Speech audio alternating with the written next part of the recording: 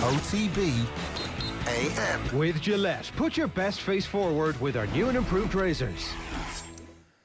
A very good morning to you. It is the 1st of April. It is 7:30 a.m. and on the 1st of April, those of us who have worked in the media for a little while have a kind of little side eye going on about the main stories that we see around the world. Like, for example, Ultimate Rugby this morning are reporting that there's going to be a statue of Chelson Kobe outside the main stadium in South Africa to celebrate his try in the Rugby World Cup. It's just about believable that they would, celebrate winning a World Cup and that they'd put a statue up. But, it's also kind of one of those stories that, like, why would you put a statue up of a current player at the moment? He hasn't done enough, has he? So you get a little bit worried when you see stories like the story on the front of the Irish Independent this morning. Do you have the Irish Independent there? No, I've got the Herald. Oh, give us the Herald. The Dublin Herald, the paper that Dublin people read. The headline, Dub's secret lockdown session. 6 in a row. Stars break rules to train hours after GEA warning. Thursday, 1st of April, 2021. Dublin GEA stars hold secret training despite COVID rules. It doesn't look like an April Fool because they've got some pretty good pictures there of what look like current Dublin footballers. They've named Johnny Cooper and Brian Fenton. I think there's a few others that are recognisable there. And the training sessions alleged to have happened in the Inishfalls. I always get the name wrong. Inishfalls, I think. Inishfalls, out the Malahide Road, where they would have done all those legendary hard training sessions over the years. And it doesn't look good. It's not a great look. Specifically because this week, the GAA was obviously given permission when Micheál Martin got up and made his speech on Tuesday. That was Tuesday? I'm just trying to get the timeline. Or the day before yesterday, which would have been Tuesday. Yeah. The time is all a little bit gloopy for everybody at the moment, right? So just bear with us here. But on Tuesday, the Taoiseach stood up and said, inter-county GAA action will return in the middle of April. You'll be able to go training again, lads. And I was like, yeah, great. And then there's other stories that dates are being put forward in August for All-Ireland football finals and All-Ireland hurling finals. So, you start working back from that and you're thinking, yeah, okay, this is actually all going to happen. So a dispensation was given already to the GAA to return training. And then Croke Park obviously issued a circular saying, right, we're back, let's go. Except just make sure that before the official date, you don't go training collectively. Don't break the rules, was I'm paraphrasing, but their press release said, don't do it because it actually could put everything else in serious jeopardy, right? It's like, look, we've all managed this far, this long, apart from a couple of very famous instances, the Cork lads on the beach, the Down lads in Newry when the PSNI came and interrupted them. Do not do that. 12 hours later, it's dawn, and some of the Dubs are playing football together. Now, here's the thing. In the climate of outrage that we live in at the moment, there's going to be a lot of outrage because that's what happens. But is this outrageous that a group of young men decided to go and socially distance, kick a ball about? Is this a disgrace, Owen Sheehan? I ask you.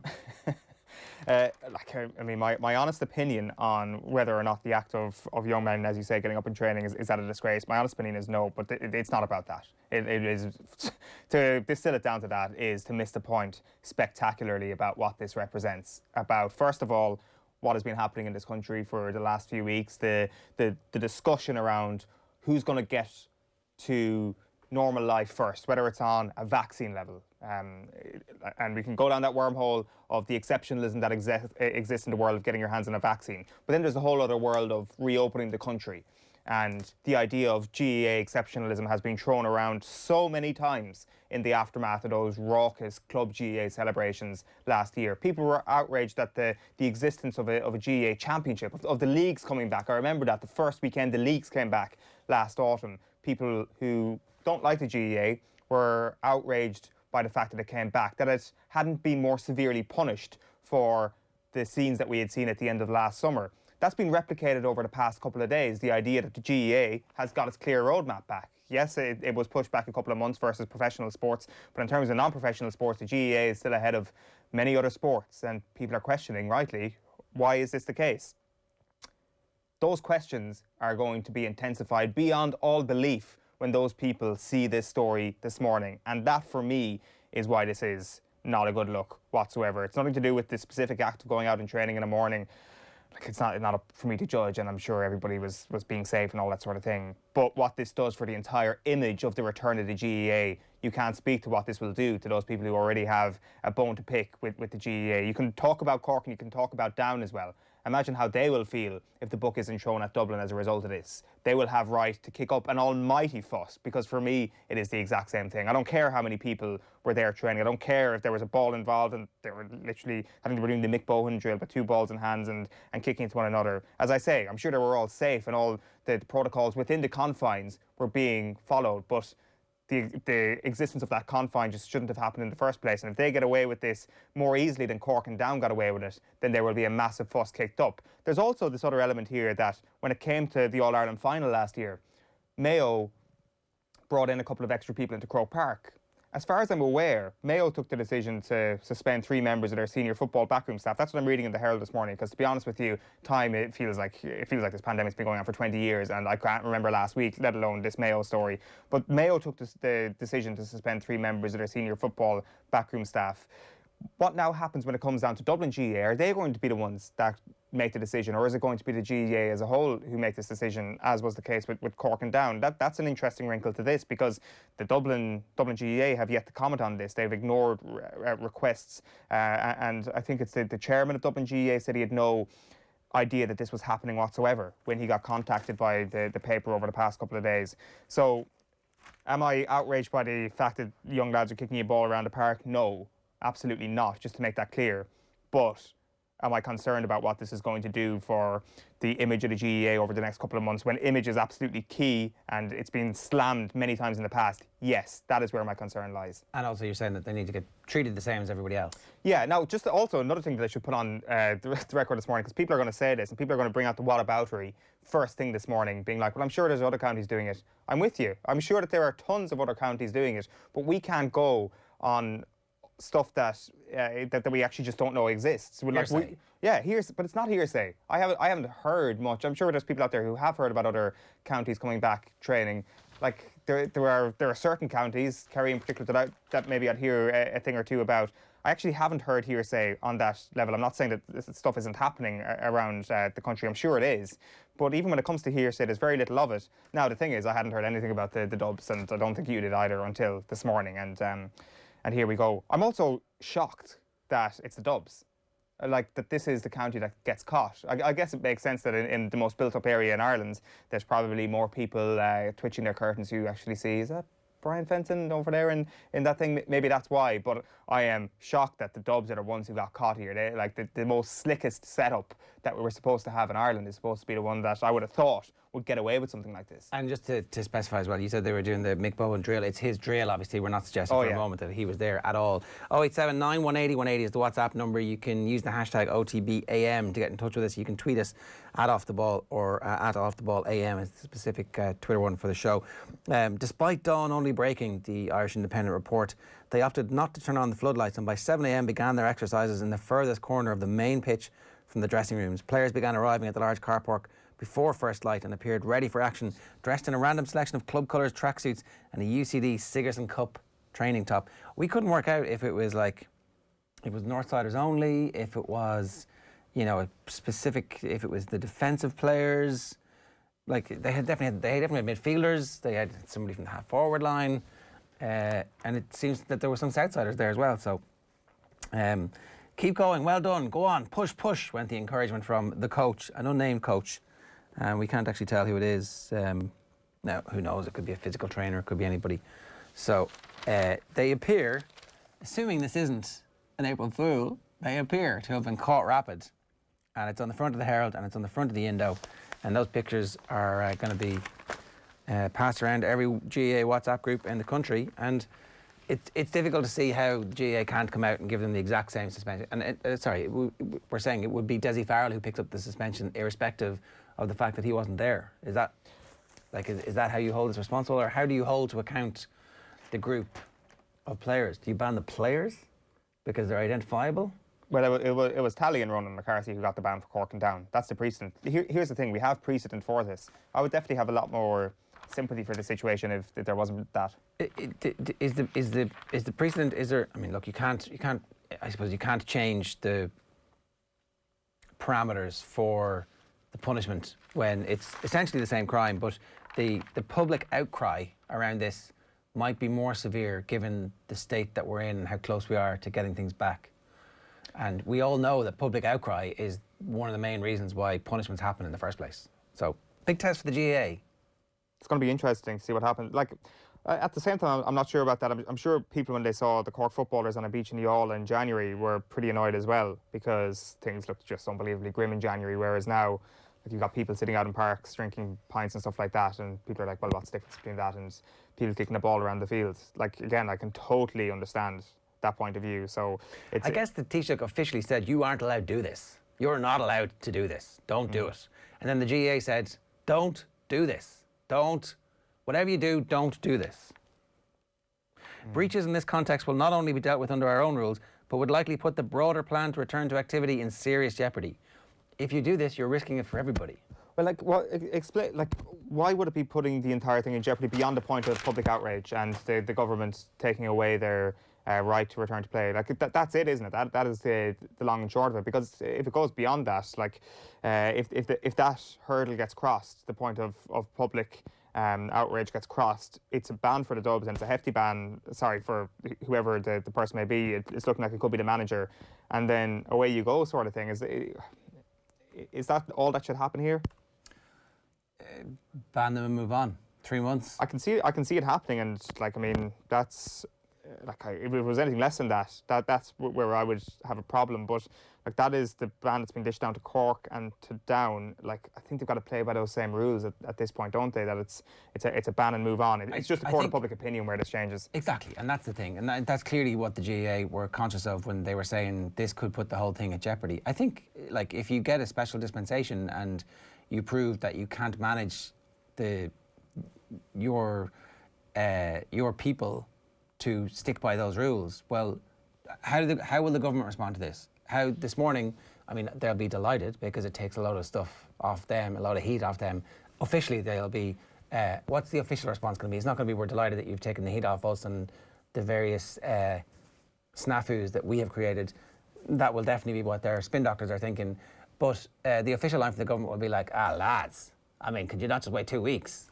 Yeah, well, that's the conversation I'll be having. But at the next press briefing, it'll be politicians saying, I can't comment on individual cases, but it's an absolute, you know, we've made it clear to the GAA what you can and can't do.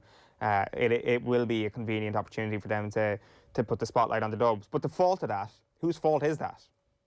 It's Dublin's fault. Like, I mean, it's not the politicians didn't ask Dublin GAA to train to take the heat off the government. The government can take the heat off themselves because of a complete cock-up on the part of Dublin GAA. Again, I'm shocked that the most modern, most professional setup we've ever seen in Gaelic games are one of 3 counties to have got caught. They couldn't have done it like maybe 4 if you include. Could have just gone to the beach for a couple of weeks and not get caught. Right, give us your thoughts. We'd love to hear from you. You can drop a comment in the YouTube stream, youtube.com/offtheball. We stream live there every morning. Of course, you can just listen to us as a radio show. Just tell your Alexa to play OTB Sports Radio, and she will, it turns out. OTB AM is live in association with Gillette. Good morning. Start with Gillette, giving you the confidence to tackle the day ahead. We'll come back to this story a little bit later on. Here's what's coming up on the show between now and 10 a.m. for you. James Coughlan is standing by. We're going to talk rugby with him. We'll bring you Grace Walsh from the famous Walsh hurling family at 8:20, an All-Ireland winner with Kilkenny, and of course also a nurse.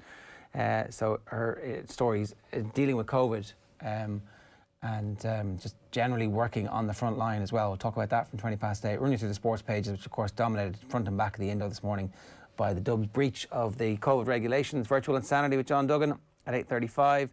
Our TV picks with Sue at 8:55. Crappy quiz at 9:10. Ron O'Gara at 9:30. We'll also talk about the return of the Premier League and anything else you wanted to on this morning show. #OTB AM. James Coughlan, good morning to you. How are you? I'm very well. How are you, lads? Yeah, good. We want to preview the weekend's action, and kind of the easiest way to do that is to look back a little bit at last weekend. Now that the dust has settled, what's your take on what happened between Leinster and Munster? The word belief has been thrown around all week, I think, from everything I've read and everything I've seen. I don't think belief would have been a starting point for Munster. Leinster have just more quality at the moment. It's the reality of it is that Leinster are a better rugby team than Munster are today, and they've shown it consistently, which absolutely galls me to say, but I think that's the reality of it. And Munster need to close the gap. I remember hearing you say about kicking a dog when he's down a couple of weeks ago before in the preview of the match, or don't give a guy a head start. I think Leinster showed that, like they showed, we're still number one here, lads. You've a bit of work to do if you're going to catch us up, and that's exactly what they did, unfortunately, for any Munster fans out there. From Munster's perspective, it was interesting to hear that they were quite open about how devastated they were in the press conferences this week, and how mentally they were still working on picking the players up after that. That's a difficult job. It's very difficult. It's the cup final and there was all the emotion into it. So, like, what, from your experience, how do you try and get a turnaround? How do you get a response? At what point during the week can you park that and start looking forward to this week? Normally you'd say Monday afternoon when you do your tour, you know, your review on a Monday afternoon or Monday morning. Okay, you've got your 48 hours of feeling sorry for yourself. They need to rectify it quickly, because there isn't a break coming. Like Leinster are at the same level as Toulouse are at. So Toulouse coming around the corner would shake the cobwebs off very quickly when they start looking at them in their previews and looking at what they're doing. That's grand from a coach's point of view. That's where you're at. You know, you say, okay, we've put it away now. We'll move on. But you know, player wise, it could be Wednesday before guys actually get around to putting it away, and or do they put it away afterwards is the question you ask yourself. If things start turning a small bit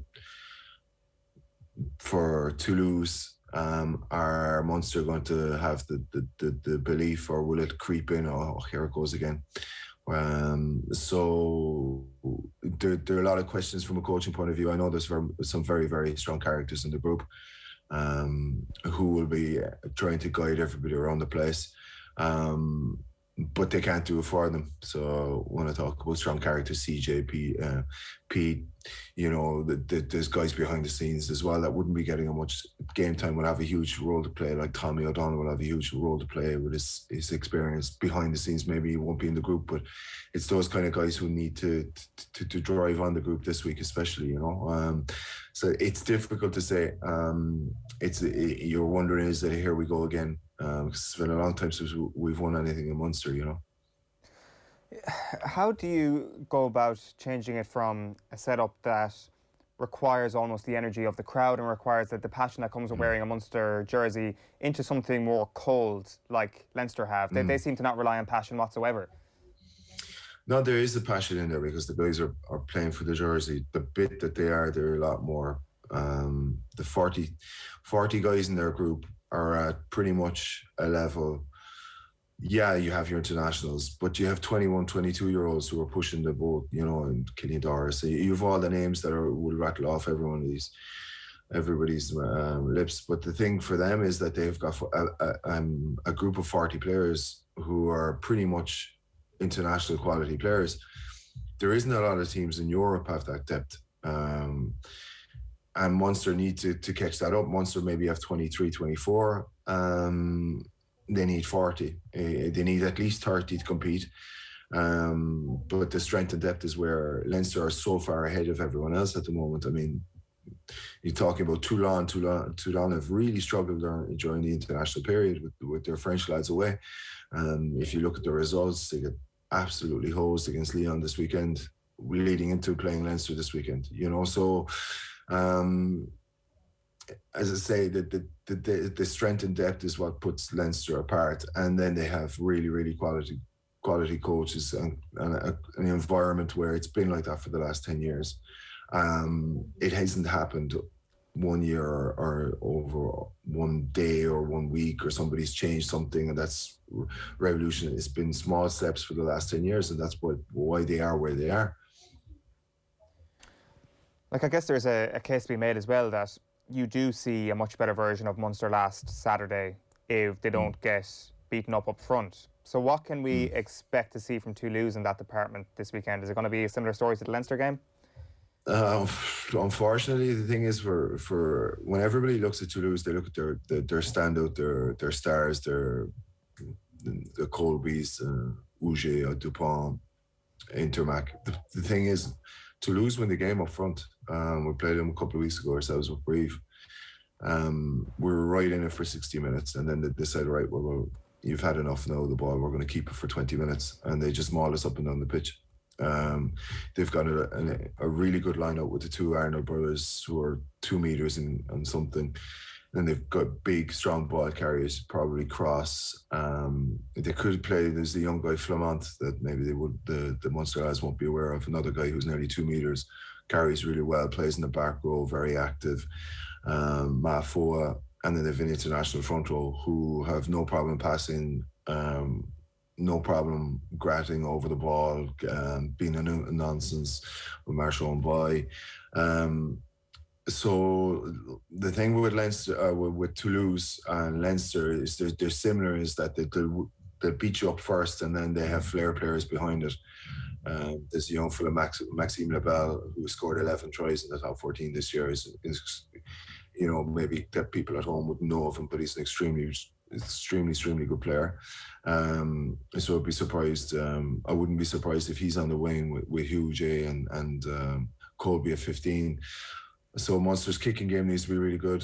Do you give him lineouts and then they maul you, or do you keep it on the pitch and you have to deal with the likes of their back three? So it's going to be an interesting one for the coaches to decide how we're going to do this and how we're going to attack and what we're going to do in regards to beating Toulouse this weekend. Did they rest players against Montpellier last week? Was that why Montpellier were able to beat them? Yeah, there was a bit of, Ugo Mola is a bit of,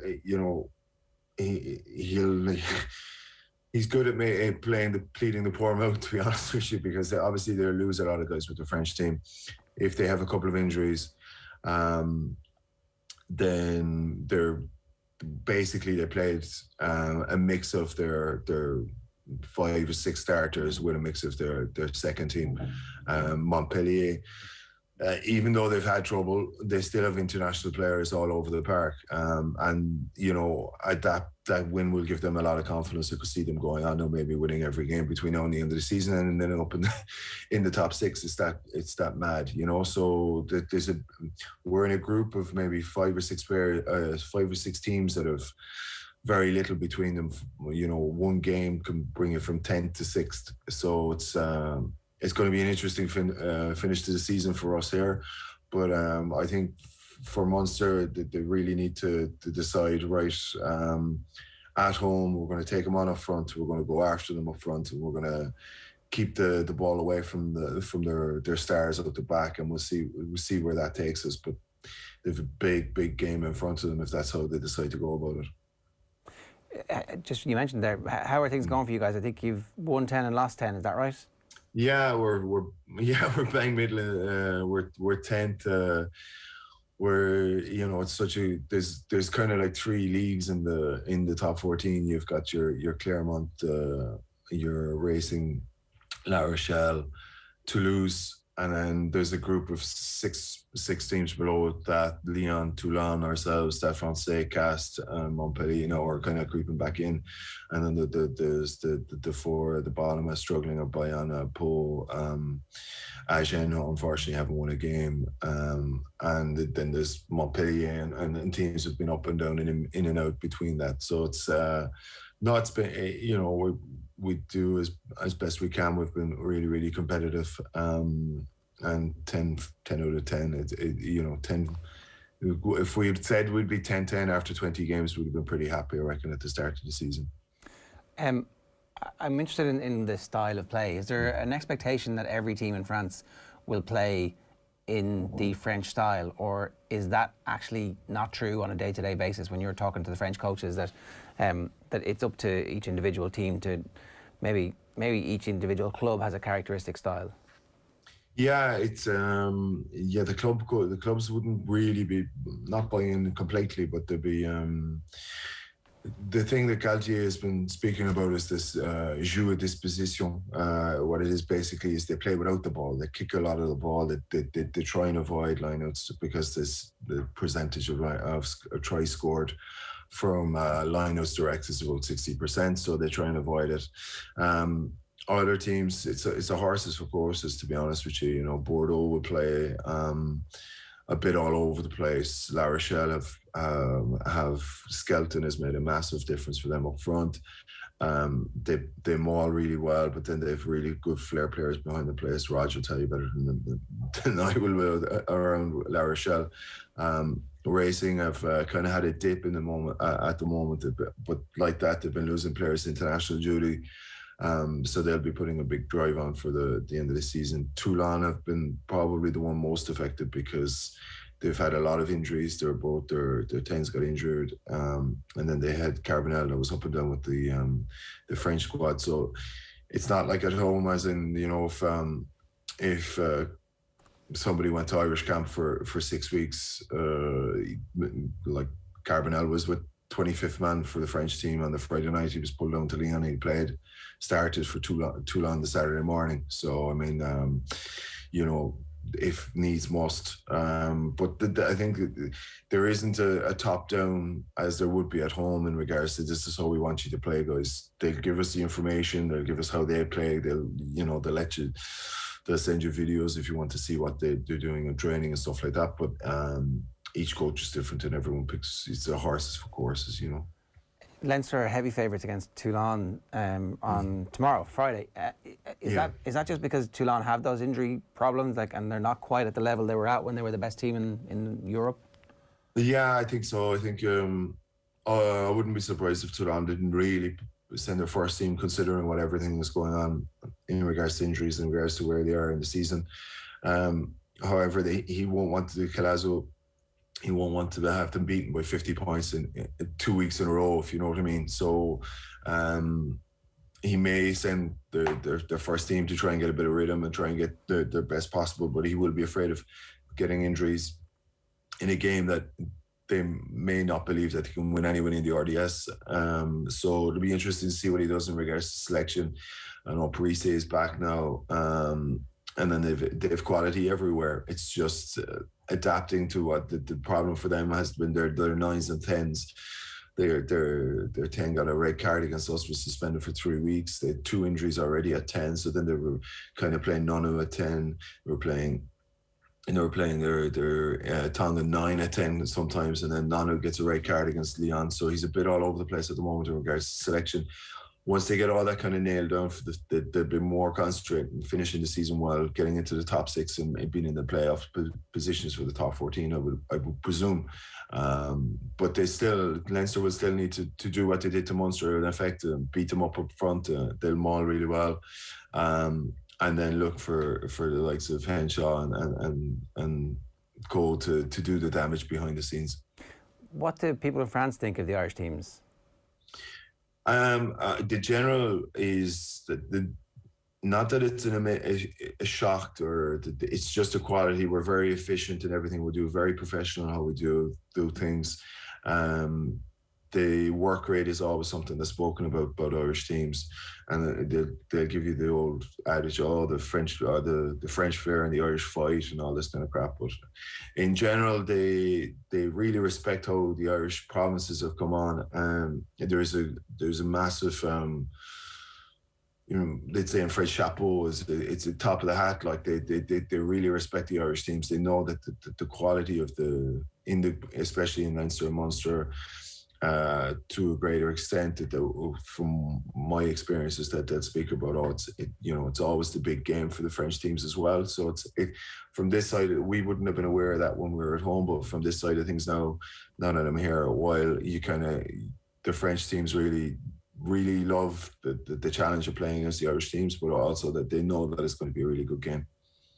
Can I just ask then on that point of where France rugby is going, and I mean that in the sense of the national team, obviously there's total autonomy for yourself and other people involved in clubs around France, but is there a sense of 2023 being the be-all and end-all for French rugby in general?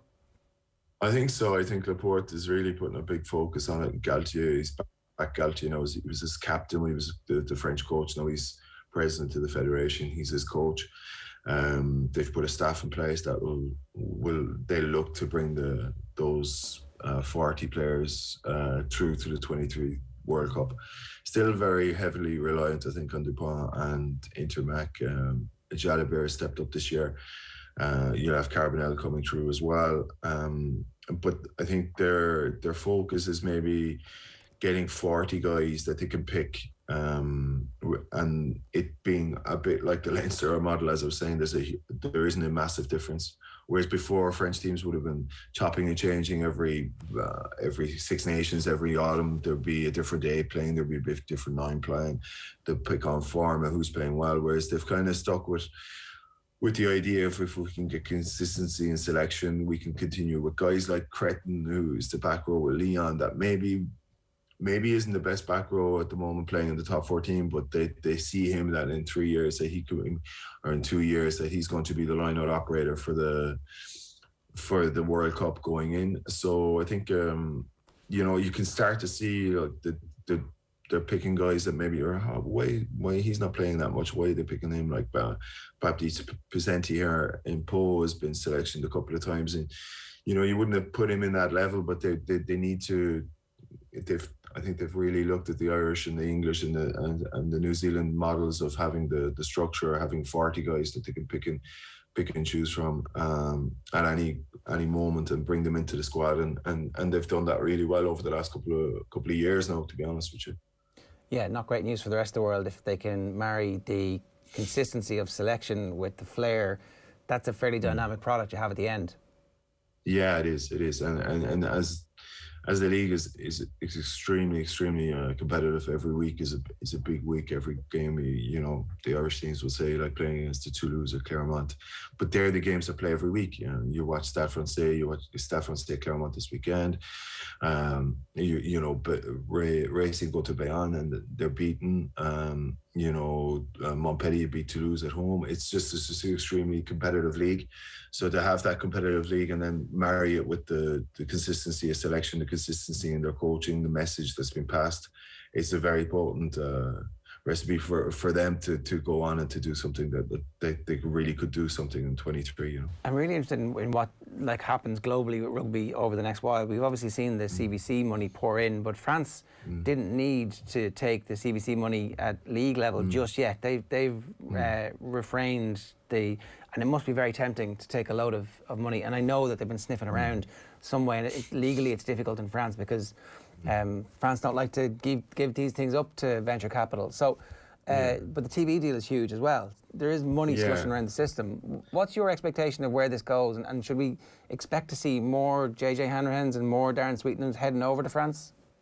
I don't think so. I think because of the rules in the GIF, GIF is like a French qualified player that's come through a formation. So there's talks of that being 19 players. So effectively, it's 19 players who've come through a French academy, regardless of whether it's your academy or another academy, that they're qualified. They've come through formed in France, basically. With that, the likes of JJ and Sweets, what the teams will do is a bit like the Irish model, I think. They'll have their 25, 26 GIFs, and then they'll have their 5 or 6 standout players that would be international quality, that would add to a group in regards to environment, in regards to outside of the rugby pitch, in regards to their how they are in the gym, how they carry themselves around the place, and in regards to setting standards. I think that will be the model that most teams will be looking at now, because the reliance on having French qualified players and players formed in France. To be fair, the government here as well, in regards to the money, have kind of not given a blank check, but they have said that the professional games will be supported by the government, and there is a check of 400 million that the clubs can go to if they need to. But the league at the moment, I think the league have said to the clubs, we don't want to put ourselves in a position where in 3 years we're paying back a loan that we can no longer finance. So everyone has been pretty prudent, and yesterday he announced again that there's going to be another confinement for 4 weeks. So we're still waiting to figure out how that's going to affect all of us in on a day-to-day basis. But you know that the qualification of the players now was what Laporte wanted to put in place, and he has. And it's important that the clubs, because there's a deduction in points if you don't meet your quota. So clubs have no choice but to respect it, you know. Right. It's kind of a very obvious fix to all those problems that it seemed like the league was going to become Harlem Globetrotters from all around the world, and that was going to have an impact on it. Unfortunately, it sounds like Laporte has gone in and fixed all of the problems. Not all of them, but there's. No, but he like between himself and Galtey, they have done they have done a good job. They have, they've seen that, look, we're going to have a World Cup coming down the line. We're going to need players, and this is how we can do it without it being okay, you can play 5 foreigners or whatever it is. They've done it gradually over a couple of years. They've done, like, the first year it was 14, second year it was 15, the year after it was 16, and the 16 is this year. And they'll give exemptions to the 2 teams that are promoted, in the sense that if they need to recruit, because they will do their recruitment a bit later, they'll be allowed 2 extra Chiefs. So they'll count, like, if they have 14, then that will count like if they have 16. So they've kind of adapted it as well. There's still it's a political animal. All the federations are political animals. So it's just trying to keep everyone on side, and he's quite good at it, to be fair, Laporte. All right, James, fascinating stuff. Thanks a million for joining us this morning. Cheers. Enjoy the weekend. Yeah, thanks a million, lads. James Coughlan there, giving us some thoughts from France. Obviously, coaching with Brive at the moment. 7 minutes past 8 here this morning on OTB AM. If you've anything you want to get off your chest, if you want to give us your view on the Dubs, hashtag OTB AM, you can leave a comment on the YouTube stream. The Dubs, if you've just joined us, have been caught training. It looks like 8 or 9 of them were training with a coach who was giving them encouragement, and it's the front and back pages of both the Irish Independent and the Herald this morning. It's a big breaking GAA story, the first proper off-season GAA story since the Clare hurling civil war, and that was a whole 3 weeks ago, Owen, which feels like ages at this stage. Right, we're going to take a quick break. We're back with the papers, and then we're going to hear from Grace Walsh. OTB AM. This is OTB Sports Radio. Looking for a football show with a bit of a twist? Ferguson has a knack for seeing maverick and, kind of creative genius and sort of letting it flow. Team 33, the football magazine show for the football purists. The very best interviews with the cult heroes of the past and a look at the cultural side of football. Team 33. Live at 9 p.m. every Friday on OTB Sports Radio. Live 24/7 on the OTB Sports app. OTB AM. With Gillette. Put your best face forward with our new and improved razors. Right, so we'll run you through the sports pages here this morning. The front of the Irish Independent, and it's not an April Fool. We had to ask, right? It's the 1st of April, and this is the front page story on the Irish Independent. Dublin GAA stars hold secret training despite COVID rules. And there's a picture of some very identifiable Dublin GAA stars there who have one of them who's never lost a championship game, and one of them who's was a star of the AIB's toughest campaign. Dawn session just hours after GAA warning on breaches of training ban. The irony is that it did literally come just barely 12 hours after Croke Park issued a circular to all clubs and counties warning that any breaches of the current ban on collective training could put the GAA's overall plans for a return in serious jeopardy. We were having the discussion earlier, how does this put everything in jeopardy on? That's the significant question. Like, why would Dublin, who will surely be punished, they'll give a 3-month ban if it'll be an 8-week ban on appeal more than likely, so 8 to 12 weeks. Why would this put everything in jeopardy? Well, it's the political capital that something like this represents, and like the next couple of hours are going to be interesting. Like, to put it bluntly, what's going to happen on the live line this afternoon?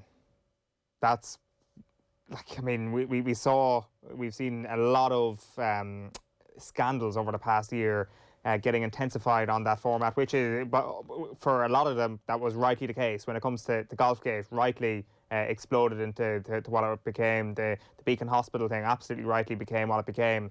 Does the Dublin GAA thing deserve that airing? I'm not saying it is going to get that same level of outrage, but there's a chance that these next couple of hours, if nothing else happens today, it might. It might be. So does the Dublin GAA thing deserve that level of scrutiny, or does deserve as harsh a reaction from the nation. That's up to the nation to decide. I'm not going to be one of those people who will be thinking that way personally, because it is lads out kicking a ball. But again, I will look at this in a very small way, which is the GAA have form in handing out punishments, and if Dublin don't get that, then it will be a bit of a disgrace. Like in terms of the GAA season being in jeopardy, beyond that, I can't see any reason for that. Because you can't manage your own lads. So we literally told you in 2 weeks' time you can all go back training. And you couldn't wait. You went straight out. You said you'd do it, and you didn't. And you wonder why we took away your elite status. This is why. That's what the government are going to say. Yeah. We're elite. We'll manage this. We'll obey all the rules. We'll be absolutely 100%. We will obey all the rules. You can trust us. And then, front page of the Irish Independent, back page of the Irish Independent. Dubs training puts season in doubt. What will the government think when they see this morning? Jackpot. Like absolute, God, thank God that heat is off our back. Desi Farrell, quick text into him, thank you so much for what happened yesterday. You guys are really generous, and we just appreciate everything that you've done for us, Dublin. That's how they're going to feel this morning. How will the officials who work in the department, who negotiated with the GAA, it emerged that the GAA, it's all those stories. John Fogarty had great detail about the GAA being told before Christmas that they would retain their elite status, and then it slowly slipped away. Taking away the spin from this for a moment, this is the organisation who went to bat against Neffet early on, at one point last year. Show us your evidence. Show us your evidence. It was the local GAA clubs who have been, rightly or wrongly, blamed for clusters of COVID outbreaks from the celebrations that you see when they won club championships for the first time in ages. It is two very high-profile already inter-county teams who, in the midst of one of the worst periods of lockdown, were caught training. And now, just as you're giving them permission to go back and open up the country again, when we're not really opening up the country again. Like if you're a pub owner, or if you own a restaurant, and you're being told your business can't open again, but the GAA players who are being told in 2 weeks' time you'll be allowed to do this, but you're going to break the rules, and there's no repercussions. Like, I know you're saying it's just lads kicking a ball, and that's fair enough. It is just lads kicking a ball in this instance. But if every inter-county team is doing this, and then all of a sudden everybody's back doing the things in advance of when the rules are allowing them to do it, what's the point of having rules? 100%. Once it gets to that level, that's where the issues are. So, like, for me, that's where you can't really deny that this is a terrible look for Dublin GAA and for the GAA in general. Like, there's no getting away from the fact that, yes, professional sports got a head start on the GAA, but the GAA got a head start on the rest of Irish life, basically. And as you mentioned there, the people who run businesses that are still going to be shut down, probably beyond the point when actually a ball is kicked in championship. Never mind coming back to training. There'll be businesses that won't be anywhere back to close to normal until after the GAA championship starts. Like, and if you're one of those business owners who doesn't like the GAA or isn't a fan of the GAA, you are rightly thinking over the last couple of days, what about us? How come they get the free pass? Well, even if you're a business owner who is a massive GAA supporter, you're wondering, well,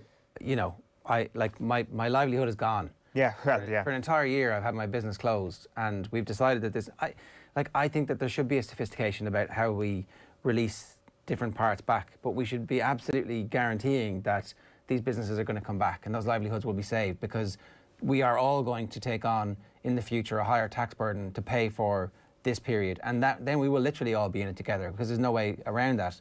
It's just that, like, I can see why there will be people who are very upset about this. It's like those pictures from everybody out drinking the other day when the sun was good. It's like, well, like, really, you know, because if the schools don't go back in 2 weeks because there's a massive outbreak around people there, if one person is walking around there with the UK variant, which is incredibly infective, and then like, whether or not the right response to that is to close everything down again, everything will get closed down again.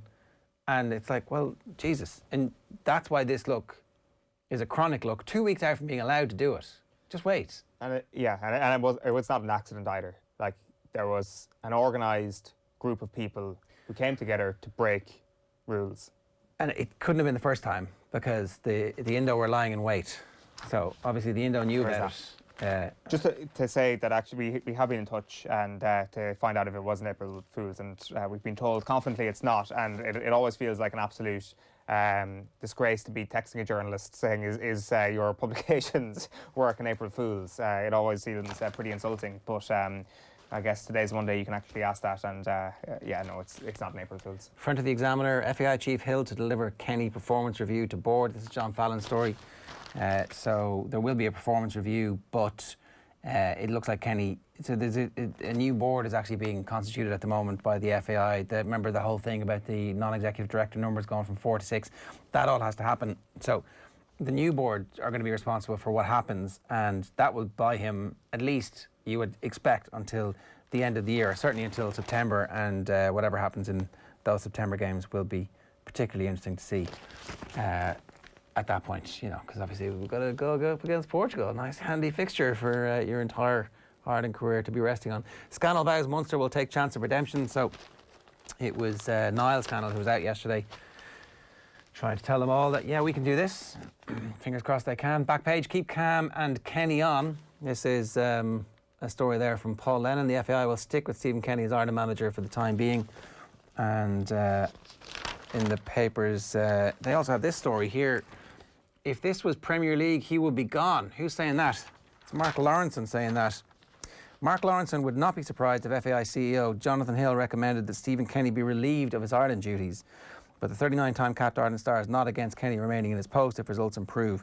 The former Liverpool defender, who operated at the back and in midfield, has joined the growing list of ex-Ireland internationals who are questioning Kenny's record and ability for the post.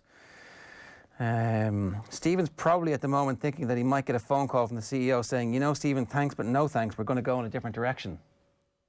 This is Mark Lawrenson. Mm-hmm. Yeah. Have you heard this? Yeah, Mark Lawrenson was on the show with us yesterday morning. In all honesty, he could not complain after the lack of results that we've got. Did he say that? I'd need to go through the exact quotes, but it does sound. If Kenny was manager in the Premier League or the Championship, he would have lost his job by now. It's a real cutthroat business. The problem is everybody likes him. Did he say that? He's obviously a very honest and decent man, but I would say to you the next tranche of games will be the most important of his life. If we do not do particularly well, then I think the FAI would look to make a change. If you'd like to see Mark Lawrenson saying this, you can check the video out on otbsports.com. You can get it on our YouTube channel, youtube.com/Off the Ball. You can listen to the podcast as well on the OTB Podcast Network. Subscribe to OTB AM's podcasts. And that's where you get that, because we rang him up and we put him on the show yesterday. Front page of the Irish Daily Star. This is a very interesting story. Prove Daniel is out or no Fury deal. It's an exclusive from Paul Healy, their crime reporter. So they're saying that the broadcasters are telling Fury's camp and they're telling the organisers of the fight, who's obviously Eddie Hearn, that unless they can prove that Kinahan is out, the fight won't go ahead. Without that, this fight is potentially dead in the water. Kinahan was the man who brokered this. He got Eddie Hearn and Frank Warren to talk about it, and he was the one putting up the money. That's according to Paul Healy's piece here in the Star today. So they're saying that this is a big blow to Kinahan, but how do you prove somebody's not involved in something? Like, what's the, you know, what auditors can you hire to make sure that this didn't happen? And the trouble is, right, BT Sports and Sky and DAZN all want the fight. And they're involved in a bidding war to try and get it. And then you also have the venues around the world involved in a bidding war to try and get it, because it's literally going to be the biggest sports event in the history of the planet. It's reached that point now where it has crossed over into the public's consciousness. And it feels like the broadcasters, if they say this type of stuff, are going to be saying it to cover their asses. And some kind of beard will be in place to allow them to continue. Yeah, it's... Because the fight's going to happen. Too much money is on the line for the fight not to happen. And, like, I mean, this question of how do you prove you're not involved is a really difficult one, given that it's... I mean, there's no office to shut down. There's no sort of, hey, Daniel Kinahan's boxing advice office is no longer has an address or something like that. There is no way of proving it. So it's going to be a difficult one, and there will always be scepticism around this. Yeah. Okay, so Euros blow is the back page of the Irish Daily Mail. UEFA looks set to ditch Dublin over ban on crowds. I think we kind of expected this to happen, to be honest, that given that we won't have fans at the Aviva Stadium, that there's no chance that Euro 2020 games will be played in Ireland. So the single nation hosting, I think, is back on the cards. There is some talk that they might still use 5 or 6 nations, but we'll wait and see. Yeah, like, I mean, I think our dream is dead, isn't it? The Dublin Euros. Like, I know it's... Yeah. Do you know, like, do we really want 10,000 people coming from abroad in June? Like, maybe if they're all vaccinated, but are we going to be checking that? I mean, given that, like, you can force people to quarantine in a hotel and then they can just walk out, how would we make that work in June and July? Yeah, what would that look like? I would love to have seen, like, the public outrage of Ronan Glynn yesterday had just tongue-in-cheek been like, just 6 to 8 weeks more people because England versus Germany. Yeah, that would have been a good April Fool. Netflix coming out and going, hey, the Euros are on, everybody. Anybody who's got a Euro ticket, automatic exemption from needing to quarantine or a vaccine passport. Finally, hint of return to normality as UEFA makes plans for fans to attend Champions League decider in Turkey. That's interesting. UEFA have given hope to Liverpool, Man City and Chelsea fans that they will be allowed to attend the Champions League final in Turkey. We'll see what happens with that too, because that's a little bit away yet. And back page of the Sun, it will be our lucky Shea soon. Defender backs Ireland boss. Darragh O'Shea has claimed the only missing ingredients in Stephen Kenny's recipe for success are time and luck.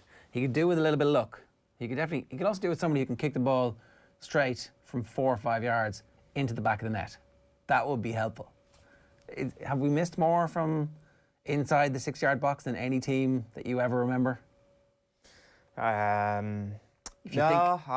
Like, I mean, it's not in that. Like, it's not like the Wenger decline years. It is at Arsenal. It is. It's. I mean, it's worse.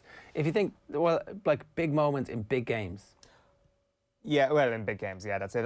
Manchester City have missed a lot in 6-yard box down through the years under Pep, and like, I mean, that's obviously what Stephen Kenny is trying to create at the moment, is a team that allows a lot of 6-yard box opportunities, but you just got to have the person on the end of them. But I think there's also been this case out there that they actually haven't created as much as they would have liked either. So yes, they've missed high-profile opportunities, but it's not like there's been a slew of opportunities then to make up for that.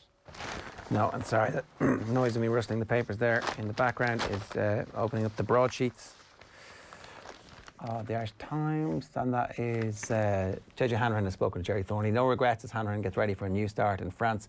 Toulouse's back rower out due to travel restrictions, so they're going to be missing Reinhard Elstadt, due to Irish government restrictions concerning people who've been in South Africa, and Van der Fleer doing some media ahead of the game this week as well. So we do have emails in with Dublin GAA. We've been asking them for any official comment about what's going on with the fact that up to 9 of their players were pictured training by the Irish Independent in Inishvale's GAA club. This is going to be a big story. You can just tell this is one of those things. If they get out in front of it and handle it well and say, yeah, look, fair cop, we shouldn't have done it, these players will not be selected for the first couple of rounds of the National League, and we voluntarily take an 8-week suspension, 6-week suspension. What do you volunteer for? You volunteer for 8, I think. 8, yeah, and then everything goes away? That's the appeal. There is a way for them to kill this at the moment. And like the Cork down thing, that's the precedent. There is a precedent here. So the idea of there being all this outrage because it's Dublin, that doesn't wash anymore because there's form. OTB AM is live in association with Gillette. Good morning. Start with Gillette, giving you the confidence to tackle the day ahead. It is 24 minutes past 8 this morning. We'd love to hear from you, obviously. 0879 180 180 is the WhatsApp number, or of course, you can always tweet us at OffTheBallAM or leave a hashtag on the YouTube stream, and we'll get to some of those comments in just a little while. David Brady's going to join us in about 20 minutes to talk to us about the Dublin training situation. But it's to Camogie first. Grace Walsh is one of the Irish sports stars appointed as milk ambassadors for the Everything Starts with Milk initiative, a European Milk Forum campaign which educates Irish consumers on the nutritional benefits of milk and its potential role in post-exercise recovery. Grace, good morning to you. How are you? Morning, not too bad, thanks. How are you? So milk, is that an important part of your post-recovery sessions? Absolutely. I suppose the last few years, it's something that I always consume straight after training. I'm not very good to eat immediately after training, but I'm always very thirsty. And our team doctor actually was the one that suggested it a couple of years ago after one of our training sessions, and just said that a lot of research had been done, and it's probably one of the most beneficial things to get into after training session or a game.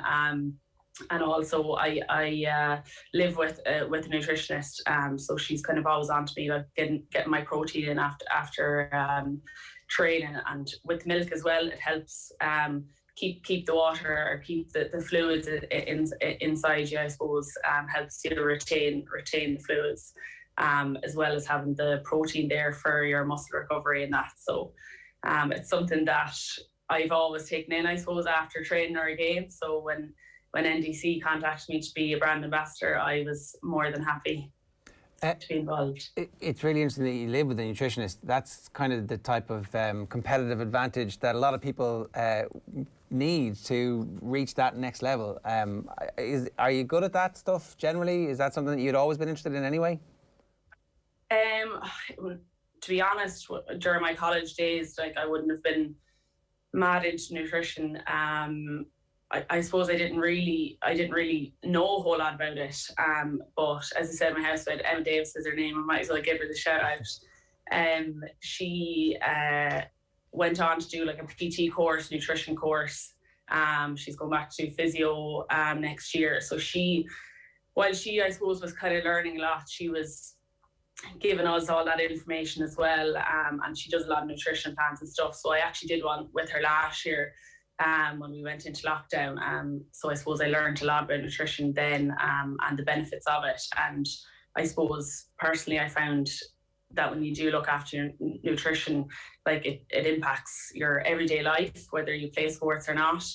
And also, especially when you play sports, you're a lot fitter, and you've more of an engine to stay going when you look after your nutrition. Yeah, it all makes sense really when you start thinking about it, and it's probably one of those fields in the GAA that people have woken up to quite slowly, and it's been in dribs and drabs and fits, and some teams have been really good at it and other teams haven't, but it's definitely no harm to lean on it, especially given at the moment in Camogie there's not that much between the top teams. One year one team loses by a point, the next year they come back and they win by a point. It's really nip and tuck.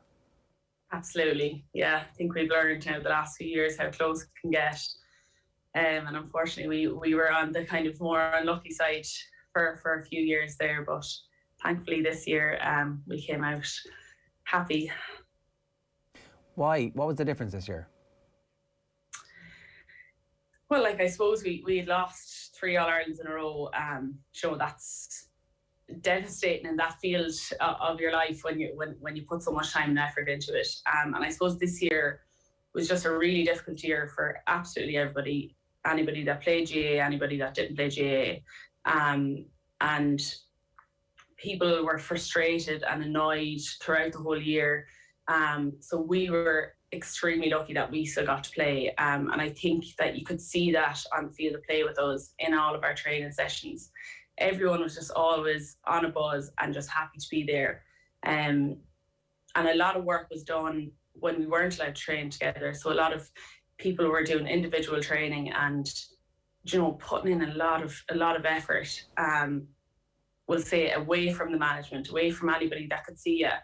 So I think at the end of the final whistle, when we got over the line and we won, I think it was just an unbelievable feeling, because it was just all that work had paid off. And I'm a big believer, it's a quote that I've always kind of gone by, hard work beats talent if talent doesn't work hard enough.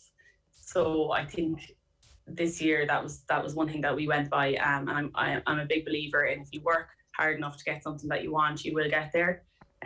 So I think the year that was in it, because it was such a tough year, winning the All-Ireland was just extra special, and definitely one that we will not forget.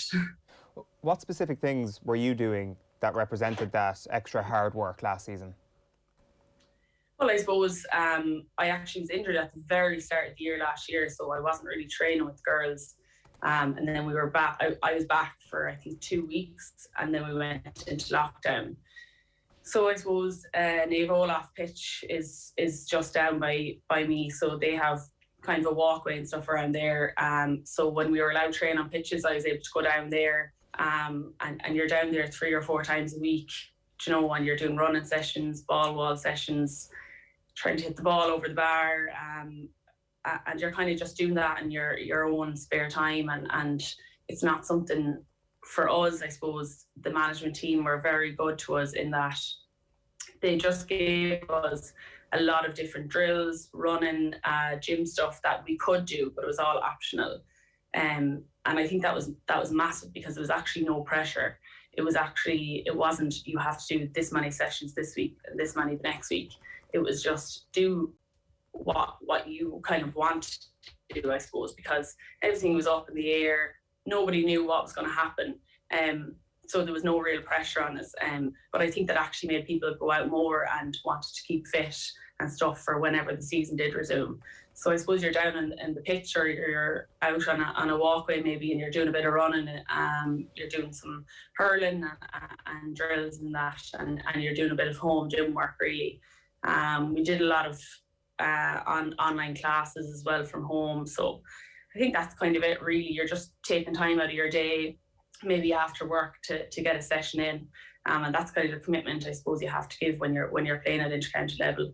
It's interesting that the management essentially let you made your mind up when it came to how much work you wanted to do. I guess being treated more like adults helped hugely. Yeah, absolutely. And I think if you're playing at an inter-county level, you know, you want to be fit. It's just kind of in you as a person. And as I said, nobody knew when we were going to go back, so nobody wanted to just do nothing and then go back and be really unfit. And the lads, you know, we had many years there where we were getting to All-Ireland finals and you're playing with your club, and there was no real break, I suppose.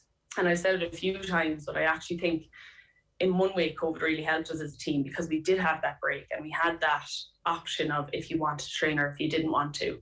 And I think that really helped us a lot. And again, I've said it a few times, we got to go back to the clubs and really just train just with the clubs and really enjoy that whole club experience. And that was so important. And I think everybody kind of came back to the Kilkenny setup with a buzz after playing with the clubs. But the management team, like I couldn't rate them high enough. They were just so good during COVID, and they're also approachable, and they always, you know, they were just a phone call away if there ever were any issues.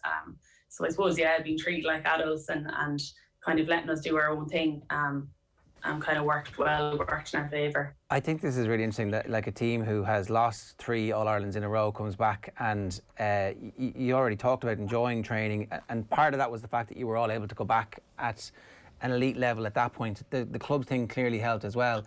It's almost like this remarkable sequence of events helped the team to recover from the psychic shock of losing 3 All-Irelands in a row, because I don't know if there's many teams in history who've managed to be able to come back from that. Yeah, well, I suppose the Dublin ladies footballers, I think we'd lost either our second or third in a row, and I just remember they had done pretty much the same thing. They'd lost 3 in a row, and I think they were going on to win 3 in a row at the time. So I suppose you look at teams like that and you're like, if they can do it, we can do it. And we all knew our own potential in the group. And I suppose it kind of came from that we were good enough. And in the league last game was against Cork, and it was a very poor performance on our behalf. So I think really when we did have to stop training together, we were kind of able to look at ourselves and look at ourselves individually to see what maybe we could improve to bring back to make the team better. But yeah, I think the break really done us the world of good. And for me, I found my love for Camogie again, especially going back to the clubs, because I kind of forgot why I enjoyed it. And we got to a quarter final with the club, which was great. Not where we wanted to be, but just getting to play with the girls that I suppose you've grown up with and where you started your Camogie life. That was just so enjoyable. So yeah. Do you have conversations with any players in that Dublin team about how they managed to get over that? I actually don't. I don't know any of the Duggan girls really. I met Noelle Healy. She started working in Vincent's there a few weeks back. So I met her once there about 2 or 3 weeks ago. She's the only person I was really chatting to about it, but I wouldn't really know the girls personally. Do you take inspiration from what they've done then after they managed to get over that hump and actually win consecutive All-Irelands? Is that very much the goal now for this team? Absolutely. You know, any team that's playing, they want to win the All-Ireland. We're not going to be going out for 2 in a row or 3 in a row or anything like that, but every year you want to win the All-Ireland. So I suppose at the end of it all, you'd like to have 5 or 6 in a row maybe, but we'll have to see. But you do take inspiration from teams like that. You know, they had to come back again from 3 in a row, and they've been doing absolutely unbelievable, incredible stuff. So, you mentioned Vincent's there, Grace. You're a nurse in Vincent's in Dublin, is that right? Yeah, I am. What's that been like? When I said Vincent's, I was like, oh no, I mentioned Vincent's. Do you know what? Work has been fine. I've done a few interviews now, and we always talk about nursing during the pandemic, and I suppose I always feel like it's made out that I have this really tough life nursing during COVID, and I suppose for me personally, I don't feel like I do. I feel very lucky that I still have a job and I have my health. In any job that you have in life, you know, there are going to be tough days. I suppose during COVID, when it came about first in Vincent's Hospital, I felt like we were really well prepared. I felt very supported, and I think things were actually quite plain sailing at the beginning, and they had really been plain sailing for me anyway. Where I worked, I didn't work in ED. The COVID ward that I did work on, they were the healthier COVID patients, I suppose. So for me personally, it was actually okay. Now after Christmas was a different story. I don't know how prepared. I don't know if any preparation really can get you ready for what happened after Christmas. That was a really tough time in work, but as I said,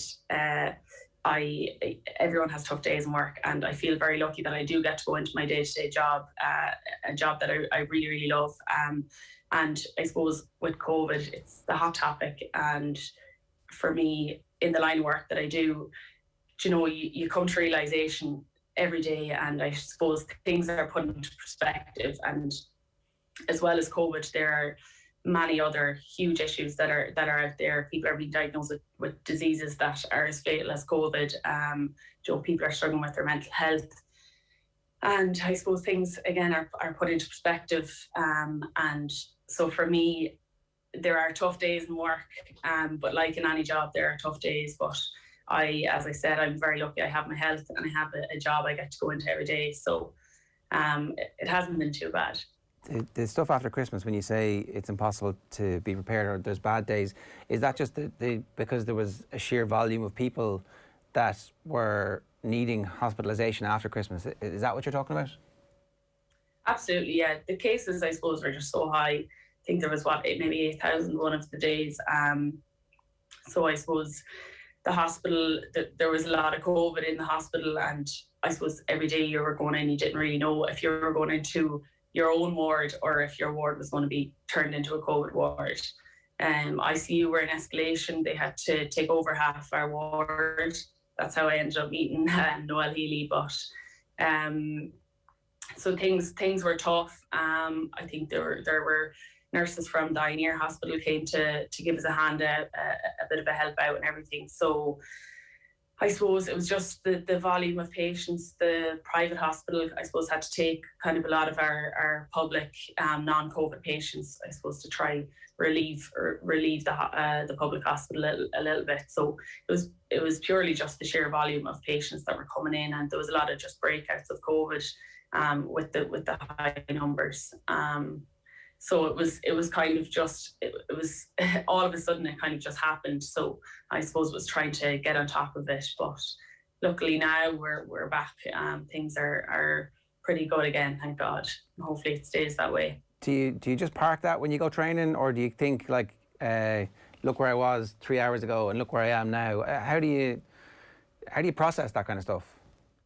Yeah, like, to be honest, 2 days ago there was a person that was supposed to go home in work, ready, excited to go home, and then they were given this shocking, devastating news, and we were all shocked, and that person was also very shocked. And as I said, it puts things into perspective. But just my drive home after work, I just felt like I was in a complete daze going home, just thinking about this poor person and what the road they have ahead of them. And one thing that I find with Camogie is, if I was to go home to train for training that day, or we'll say that evening if I had to go do a session, it just relieves you of all that stress. And I suppose it's somewhere for me that I like to go, and I like to, I suppose, be set free a little bit, and you can kind of get the shackles off, and anything that's kind of putting you down a little bit, or that you're thinking about, you don't really think about it when you're in training, and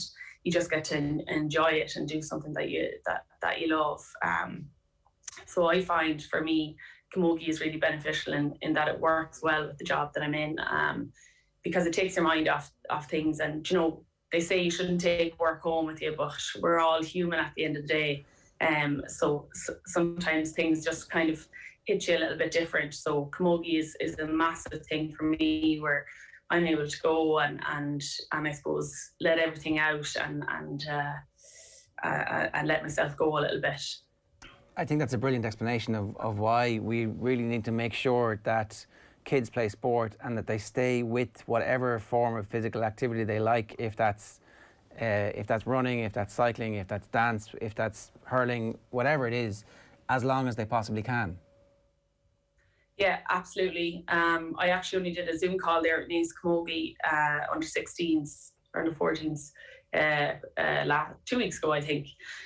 And one of the questions was, did you ever think about quitting? But I suppose, like, advice that I would always try to give is for especially women, is to not give up, because I see it at home at my club with Tullaroan. My sister-in-law plays, Marlies. A few of my closest friends play, and they just play with the club. But it's such a social outlet, as well as exercise. Exercise benefits everybody, but it's a social outlet, and it allows you to, I suppose, enjoy a different part of your life away from everything else. And as I said, if you work in a job that can be stressful, which the majority of jobs are stressful at times, it allows you to go to a place where you don't have to think about it, and that's why anybody that plays, they don't have to play at inter-county level. They don't have to be professional. You can still just play and play on a team that everybody is there for the same reason. It could be just a social team where you go and you just enjoy the training.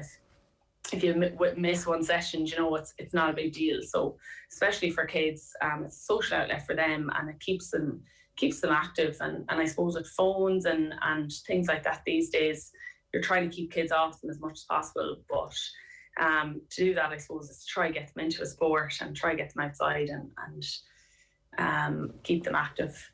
100%. Grace, great to have you with us this morning. Thanks a million for joining us. Cheers. Thanks very much. Thank you. Grace Walsh there, and really interesting stuff. I think important to have some of those conversations as well. 087 180 180 is the WhatsApp number. If you want to get in touch with us, you can at any point drop us a text on that or a WhatsApp, and of course you can use the hashtag OTB AM if you want to get in touch. Now, we're covering the Dublin GAA story all morning on otbsports.com. We're going to come back to it in just a couple of minutes' time as well. John Duggan is with us at the moment. John, good morning to you. Ger Eoin, how are we doing? Where are we going with this Dublin story, do you think? I think, well, we've asked the Dublin County Board for comment, and they haven't been able to respond to us at this moment. But it's just a really embarrassing situation for not only the Dublin County Board, but the GAA. We don't know if this training session, this drill, was sanctioned by the Dublin senior football hierarchy. But there's obviously going to be punishments, you'd have to think, along the lines of what Cork and Down received for their breaches back in January. Ronan McCarthy got a 12-week ban. Paddy Taddy got an 8-week ban. They had to play one of their league matches, which obviously haven't happened yet, away from home. Sean Kelly, the GA president, has given his reaction. Former GA president. This is true. It's surprising and very disappointing, especially coming from the 6-in-a-row dubs. There's a responsibility with that accolade to give a good example, and every club and every county in the country are probably frustrated that they cannot get back on the field. But there is a roadmap there. The GA have outlined the guidelines and everybody has to stick by them. And I think the GA will certainly have to look at it very strongly, and you have to be consistent in the way you apply the rules. They have to apply to everybody, whether you're All-Ireland champions or just at the very bottom of the ladder, because this is a serious situation, and hopefully that it was a once-off breach won't happen again, because if it goes without some form of sanction, then others will say, why can't we do the same? So it has created a very difficult dilemma for the GA. Not that much of a dilemma, really. They've got to just get out there and ban them quickly. Like today, slap the ban today, get out in front of it and say, as we said last week, this could put the whole thing in jeopardy, so we're going to double the ban for the next team that does it. I'd be of the view that the inter-county thing is great. We all love inter-county football. We all love the All-Irelands, but it is a runaway train at the moment. You have nearly 30 million in 2019 spent on preparing inter-county teams, and there's something deep-rooted in the psyche of players about having the edge and the obsessive need to have the edge. Everybody else is doing it, why can't we? The Cranberries album about the way people think. And I'm just even thinking to myself, what is the psyche of a Brian Fenton or a Johnny Cooper, who've been reported to be in these photos, and it's pretty clear that they are? Do they not think to themselves, you know what, there's a ban at the moment, we need to wait for a few weeks? Why? What's the thinking behind it? And is that rooted, to me, in that obsession to be having the edge, as Dublin go for 7 in a row? These are some of the most high-profile players in the country, All-Ireland champions. Optically, like we've had breaches before, we've had other sports with breaches, even Bohemians there a few months ago, but optically this just doesn't look good, and it's very hot at the moment, and it's a really, really hot story. Yeah, and we'll obviously cover it across the day on OTBSports.com and on the OTB Sports app. John, what else is happening? Well, Northern Ireland drew 0-0 with Bulgaria last night in the World Cup qualifier. England with Harry Maguire and Harry Kane scoring a 2-1 win over Poland. That was in their World Cup qualifier at Wembley. Scotland beating the Faroe Islands 4-0. Germany losing to North Macedonia, a new low for Germany under Jogi Löw. So that's a 2-1 defeat.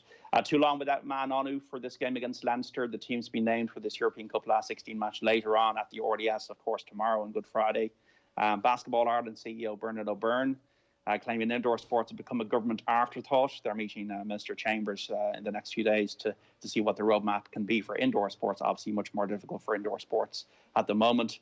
Racing at Clonmel this evening, the first off at 4 o'clock. But there's only one show in town, folks, and that is Dublin GAA.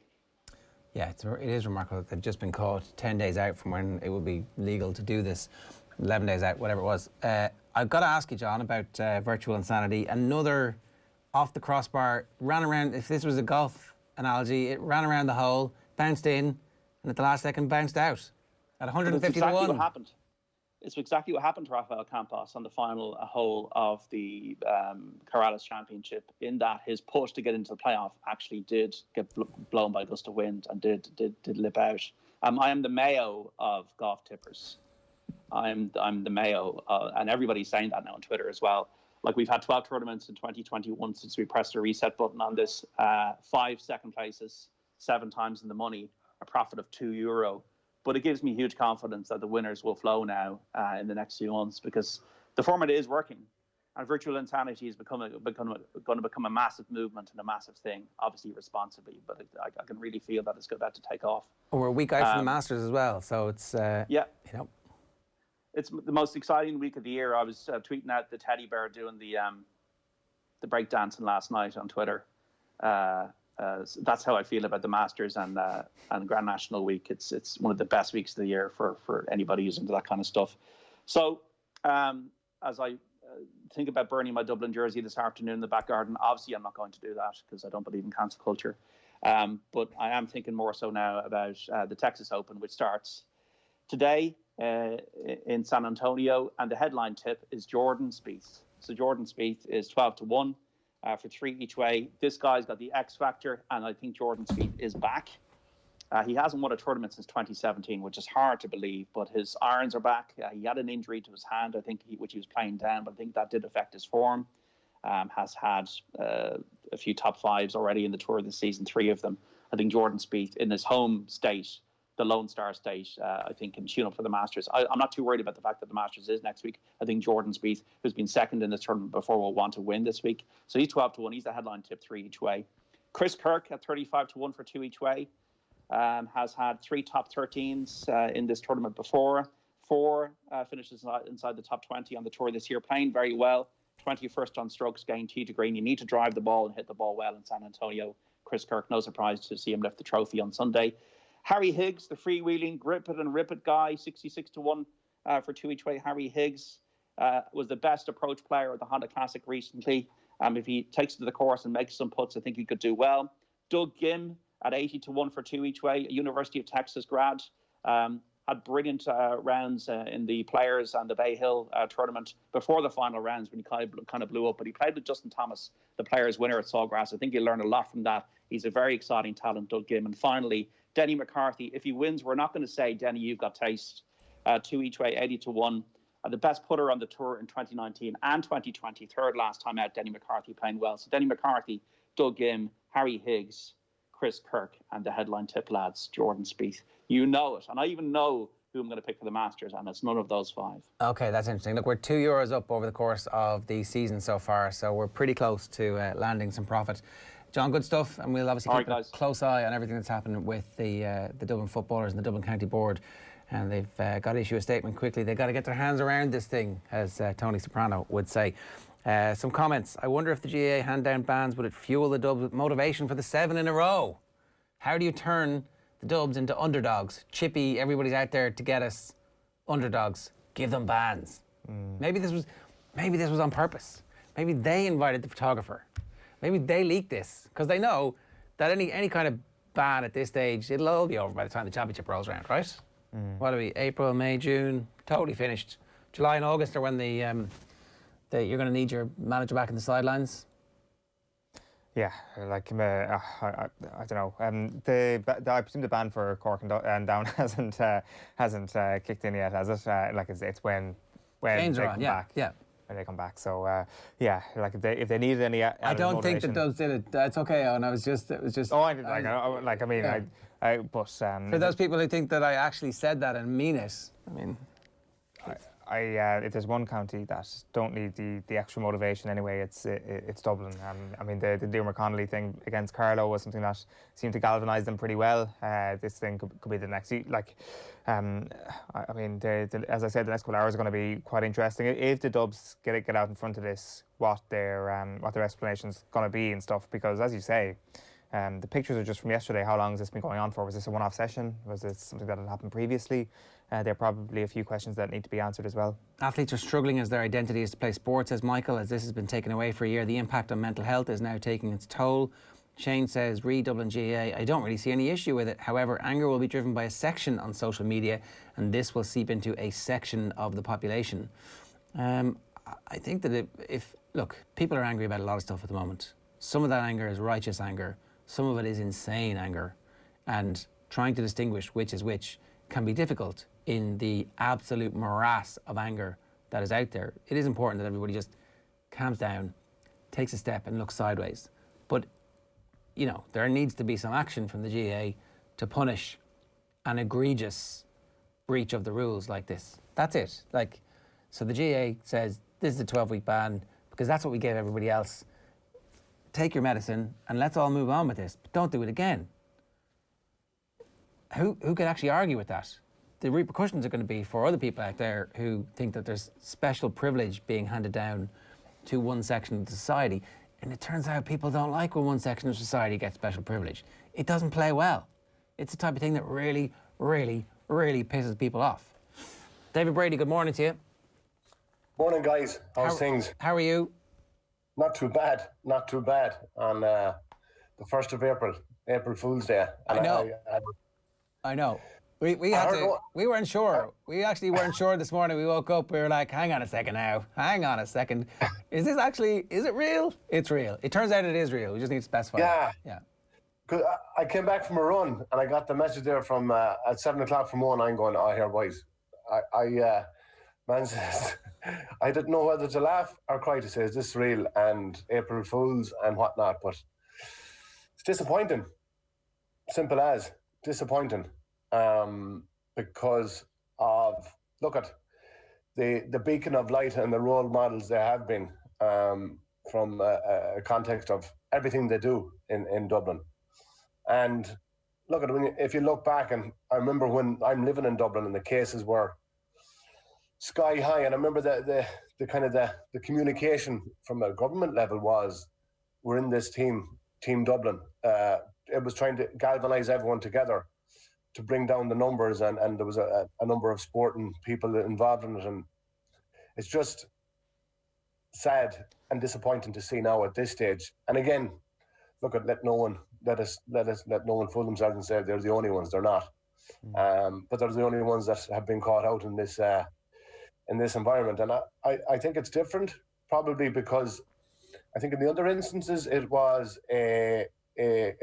the season was closed. Am I right? There wasn't an actual lockdown. But this is against, I suppose, GAA law, but government rules as well, and it's disappointing from that context, and the repercussions it could have for everything else from the hierarchy in the GAA needing to answer now, and even from a government point of view. And the big question then is to Dessie Farrell as well. What is Dessie's stance going to be on it?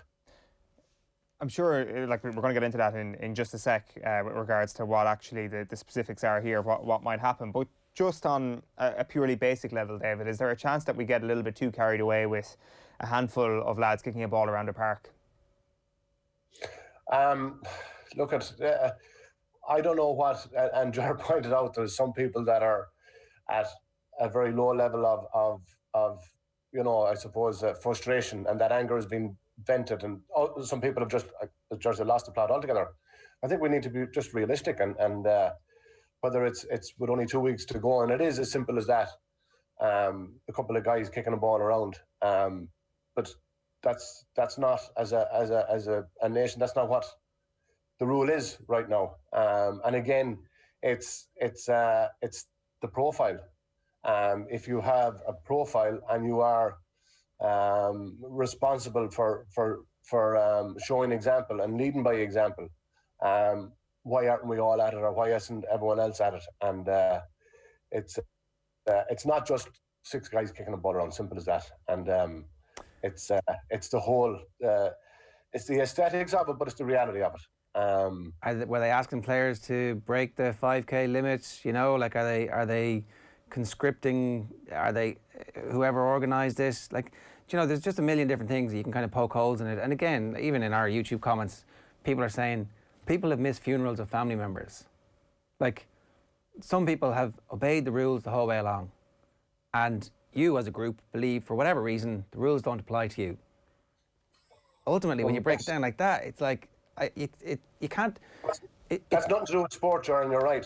This is the way we live, and people have missed very, very important things in their lives and milestones in their lives.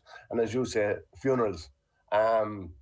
That's how you break it down, and that's the simplistic part of it, to be honest. I should be in Ballina at a funeral today, I'm not. But that's the thing. There's none of us perfect. There's none of us that have stayed within the parameters 100% of the time, all the time. But this is a national story from the most successful team in the history of GAA that have been identified as breaking a number of rules. And again, it's disappointing. And look at whether it's whatever the repercussions will, or the suspensions handed down. That's only immaterial. It's just the whole and the omerta, or the mantra of Dublin has been perfect. They have lived by example. They've walked it. They've talked it. And look, if Desi's asked the question, is that example going to be carried on and be honest and open and truthful and do the right thing and say, I did? Or if maybe he said, yeah, I didn't, but he didn't know. Oh, looked like he was getting a call there. The Dublin Mafia were getting in touch saying, hey! Kevin Cronin says, we all struggle. I'm a fitness type myself, but I make do with things until they relax the rules. 5K is only a short walk, but if you see, you can run around the radius of that to get fit. A fitness type and an athlete whose entire identity is based on their performance in their chosen sport are different, in my opinion, says Michael. Look, here's the thing, right? It's very possible that the GA shouldn't have lost the intercounty shouldn't have lost their elite status, and therefore this would have been completely permissible by the rules. But they did. They did lose them, and so therefore this was breaking the rules, and everybody knew it was breaking the rules. And so when you choose to break the rules, there have to be some repercussions. That's been the whole debate around what's gone on with the vaccines and people jumping the queue. It's like, why are there no repercussions for this? Because either you make rules and there's a point to making the rules, or you don't make rules, and then that's fine. If there was no rules, this would be fine. They would have gone about their training session and it would be totally fine.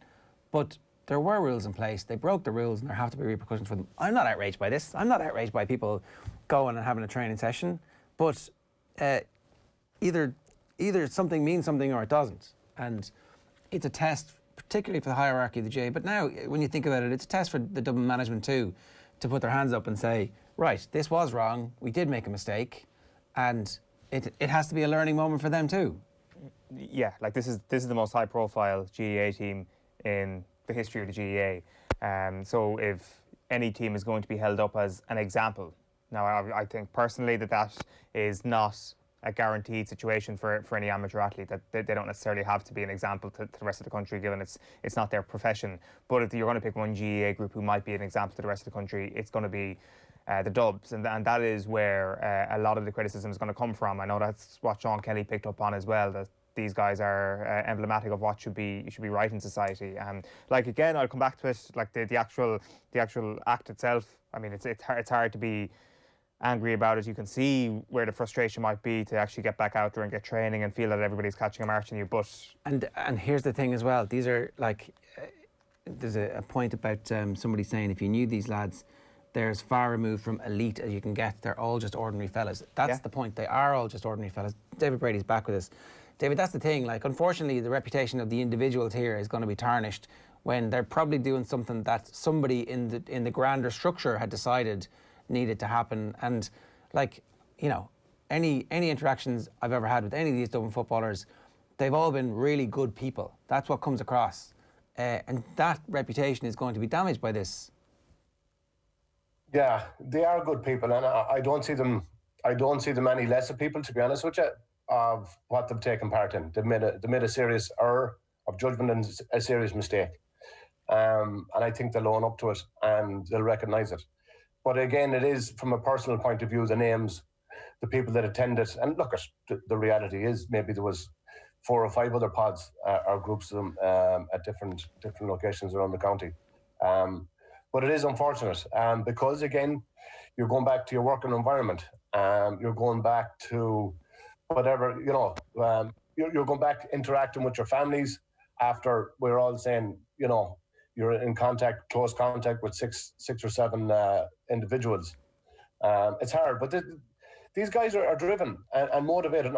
I'm not in 1 minute saying this is the reason, but I see these guys as being self-motivated and severely driven by their inner self. And I would say that they would have been saying, look, it's 3 months now, we want to go back. And look, it wasn't just in the last 2 weeks it happened.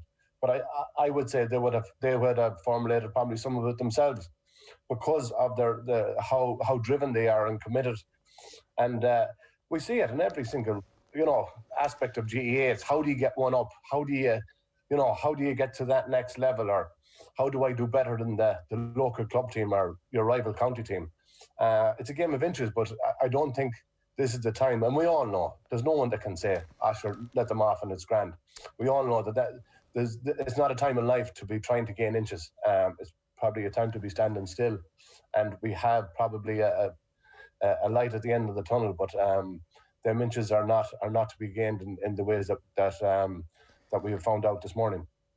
Like, the more I think about it, and I know I said this earlier on, David, but isn't it extraordinary that Dublin GAA sanctioned something like this, where they knew that there would be, 9 players driving to Inishfales? Like, it's not in the middle of nowhere. Like, it is more remote than, say, St. Clair's.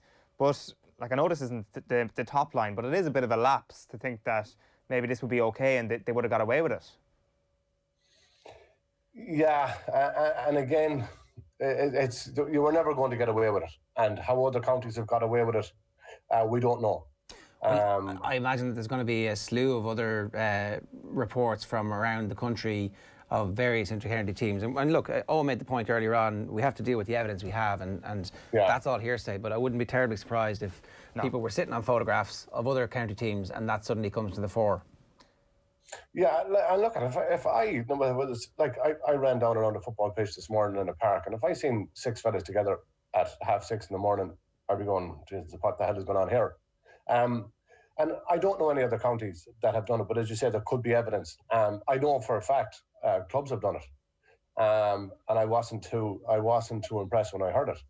And you're going, like, what is it's trying to get one up, and sure, if everyone else is at it, what about if the Dublin Nose Mayo are at it, and they're going, well, look, we need to. They're going to have a head start, and that's the game. And as I said, it's not a game of inches right now, and it is to as I said, it's disappointing. It's disappointing.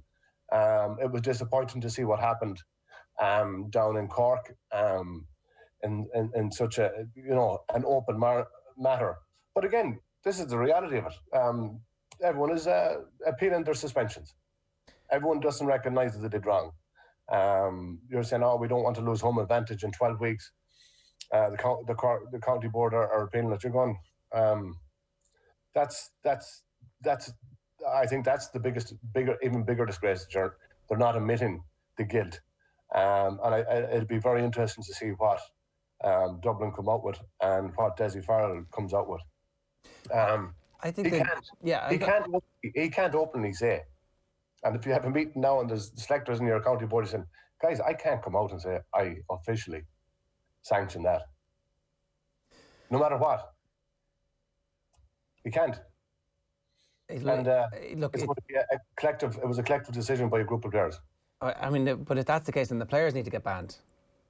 And it's almost better if it's just your manager, because then those players don't enter the championship season rusty. And this all comes back to who's actually accepting responsibility, and it is that culture in the GAA of, sure, look, there'll be a loophole in that rule book that we'll be able to get somebody off for this big game, even though we've all seen that was a red card offence and you should be suspended for the next match. Don't worry, we'll get you off somehow. There's somebody out there who knows the rule book well enough, or we'll put pressure on the referee to say that it was a mistake. We've seen it a million times. There's a history, and once you have history of precedent, and from that you don't take accountability, and it's going back to the inches. You're not going to give an inch, and you're not going to let it affect the team as a whole. Maybe as Dessie might say, you're going, he's better to take the hit right now than the 4 or 5 of the key players, and massively key players that were found out. And it's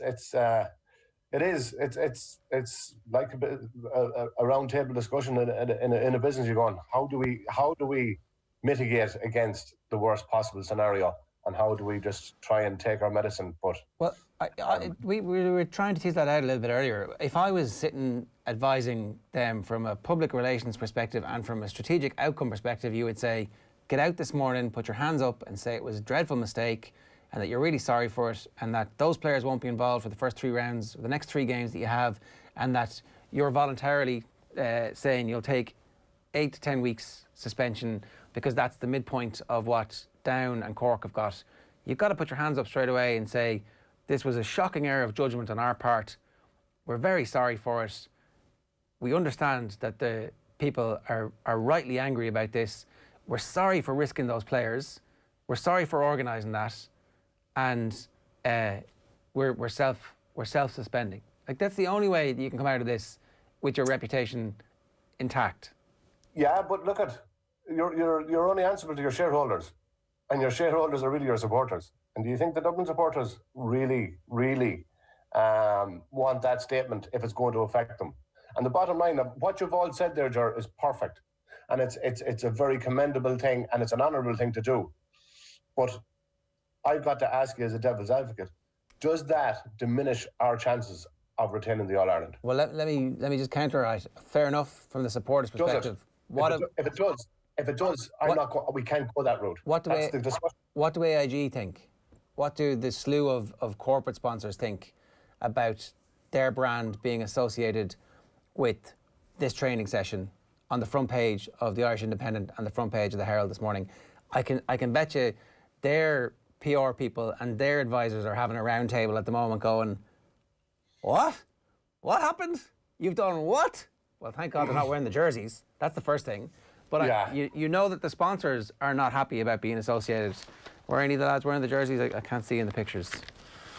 Look, there weren't. I don't think so. There was no kind of official training. Nothing identifiable. UCD stickers on top. UCD are like, what?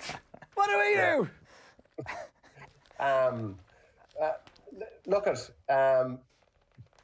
The reality is this will blow over. There's not long-term reputational damage associated with this from a corporate point of view, from a sponsor's point of view, in my opinion. Again, in 4 weeks' time, when they're allowed back training, is it the 19th of April or something, you're going, actually, look, they're only doing what they're allowed to do in 4 weeks' time. That's not the issue. That's not an important point. What is will the story be told, and will the honesty be put out there?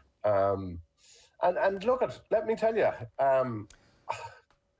the breed of what we're looking at in an individual, they're so driven and so committed. And look they are the most elite people in sport in this country, along with the professional soccer or rugby or athletics or whatever. And once that is taken away with you, and these guys have known nothing else for the last 7 or 8 years, and their commitment, and that 3 months that we've had in the last 3 months, they've probably been like caged animals. There's only so much you can do as an individual. These guys are in a team sport.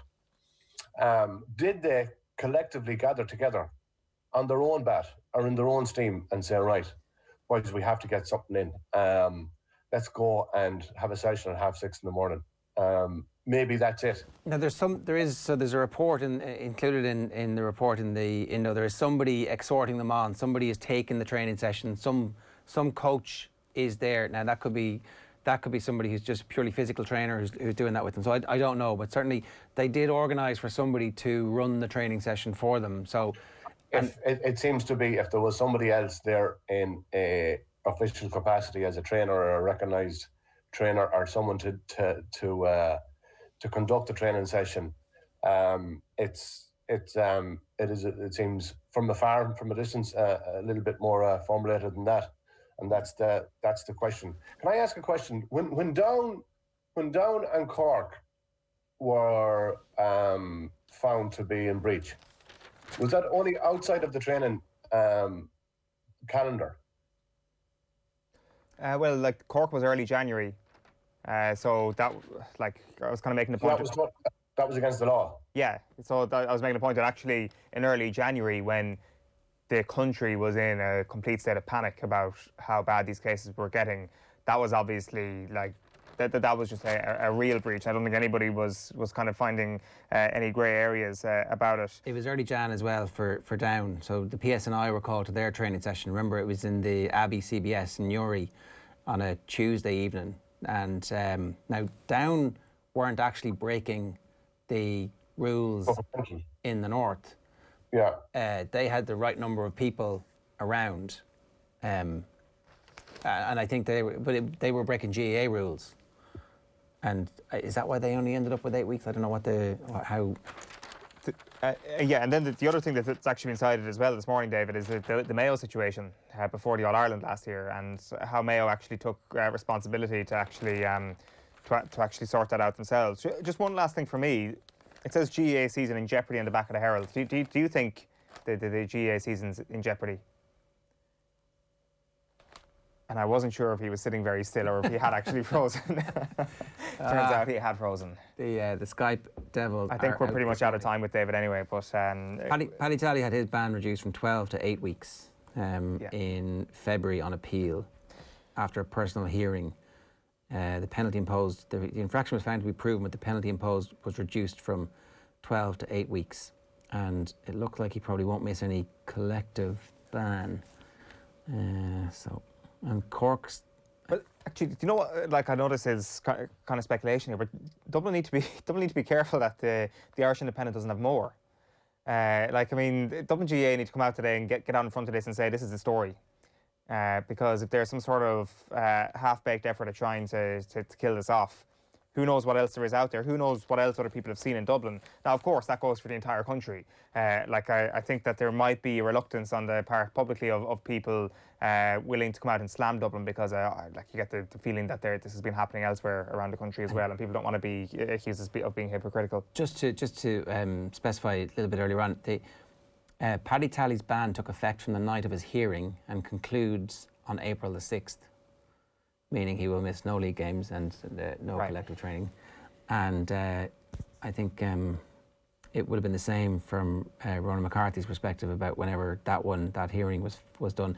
So Rule 7.2 is the one where it is to do with respect of that's essentially the bringing the game into disrepute style. Mm-hmm. The minimum for Rule 7.2 deals with conduct deemed to have discredited the association. Minimum punishment for breaching Rule 7.2 is an 8-week suspension. And Ronan McCarthy's 12-week ban started on the 18th of February, according to the RT report at the time. Okay, all right. Look, loads of people giving out about us, loads of people giving out about everything that we've done on the show around this story. That's what's going to happen. This becomes immediately fractious and divided into who the hell do you think you are? I can't believe you're upset about this. And it's like, well, I'm actually not that upset about people doing the training. It's just the fact that some group thinks they're extra to the rules. That's the point. You can't tell us that we should have stayed in our 5K when you're organising training sessions and then there's no punishment for it. So get the punishment out this morning. Like, get a statement out this morning before this thing gets too big. That would be the advice, right? It's got to be, but is the GAA sometimes whatever you say nothing, right? Yeah, and whether or not GAA at central level sees this as a Dublin problem or as a GAA-wide problem, because you just know that this will be painted as a GAA are at it again in certain quarters. So OTB AM is live in association with Gillette. Good morning. Start with Gillette, giving you the confidence to tackle the day ahead. Quick break. Back with Sue Murphy's TV recommendations for the weekend. OTB AM on OTB Sports Radio, Ireland's first and only sports radio station. Off the ball. So anybody whose question I read out gets a Cadbury hamper, no less. So Teddy, one for Where's you. Where's mine? It's en route. Honestly, it's the first Cadbury's appearance I've been to. It's the first Cadbury's appearance I've been to where I've walked in a room and not seen any chocolate. It's embarrassing. They know you're a little fat little sausage, that's why. Did you hear what he said then? Call me a fat little sausage. You can't call me a fat little sausage on camera, I mean. No chocolate for Gaz. That's what they said on the front door. Off the ball. Weeknights from 7 and weekends from 1. This is OTB Sports Radio. Live 24/7 on the OTB Sports app. Sean, what's that thing going round the garden? That is our new Husqvarna Automower. Automower? Yeah, it's a robotic lawnmower from Husqvarna. Cuts the grass automatically, has GPS tracking and an app. Even works in the rain. I just thought, why spend time cutting grass when I could spend it with the family? Great! You can put the dinner on, so... No can do, love. Have to paint the man cave. Husqvarna Automower. Never mow again. Learn more at husqvarna.ie. OTB AM. With Gillette, put your best face forward with our new and improved razors. 19 minutes past 9. We're going to cover that story all day for you on Off the Ball. It is the breaking news story this morning that the Dubs have been caught training in a group of 8 or 9 in the old Dublin training ground of Inishvales. Yeah, Inishvales. That's the crack. OTB AM live in association with Gillette. Good morning. Start with Gillette. Give me the confidence to tackle the day ahead. Sue Murphy, good morning to you. Hiya, how are you guys? So every week around about this time, Sue gives us some recommendations for stuff that you might have missed, something that's shiny and new, and some other stuff that we're all still watching.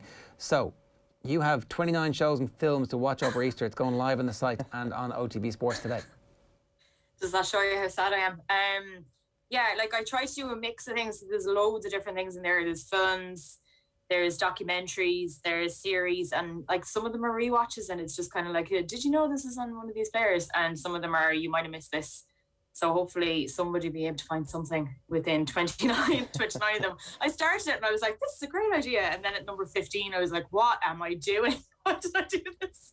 So hopefully people read it. Was 29 the number beforehand that you had in mind? I thought it was 51. No. 51? I thought it was 51.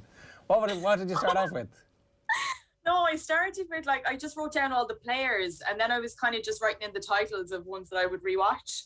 And then suddenly I was counting them going, oh great, I have 29 of them here. And it went on for, I was writing it for 3 days. So. Do you know what I watched last night, which is on Apple TV? Because I was like, I better turn on Apple TV. I literally haven't turned it on since watching Wolfwalkers, which was Christmas. And I see it coming out £5 a month. I'm like, that's £5 a month. That's £5. Well, I'm getting it for free, but I felt the same thing. How'd you get it for free? With an Apple TV. Oh, right, okay. And so I stuck on Calls. Have you heard of Calls? No. So it's an audio thing that they have animated, and it's about an apocalyptic event, which is essentially the end of the world, and it's people on the phone to each other while this is actually happening, and it is freaky.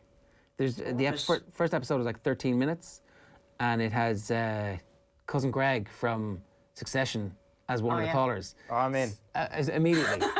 Immediately, I was like, and the premise is brilliant. So like, it's literally what's happening, how the end of the world happens, but it's not showing it to you. So I thought it was very clever and a brilliant use of audio. And 13 minutes long, which is bingo. And the second one, I think, is 20 minutes, and then there's one that's 6 minutes, and it's different stories from different people the whole way through. So look, that's my mini recommendation this week.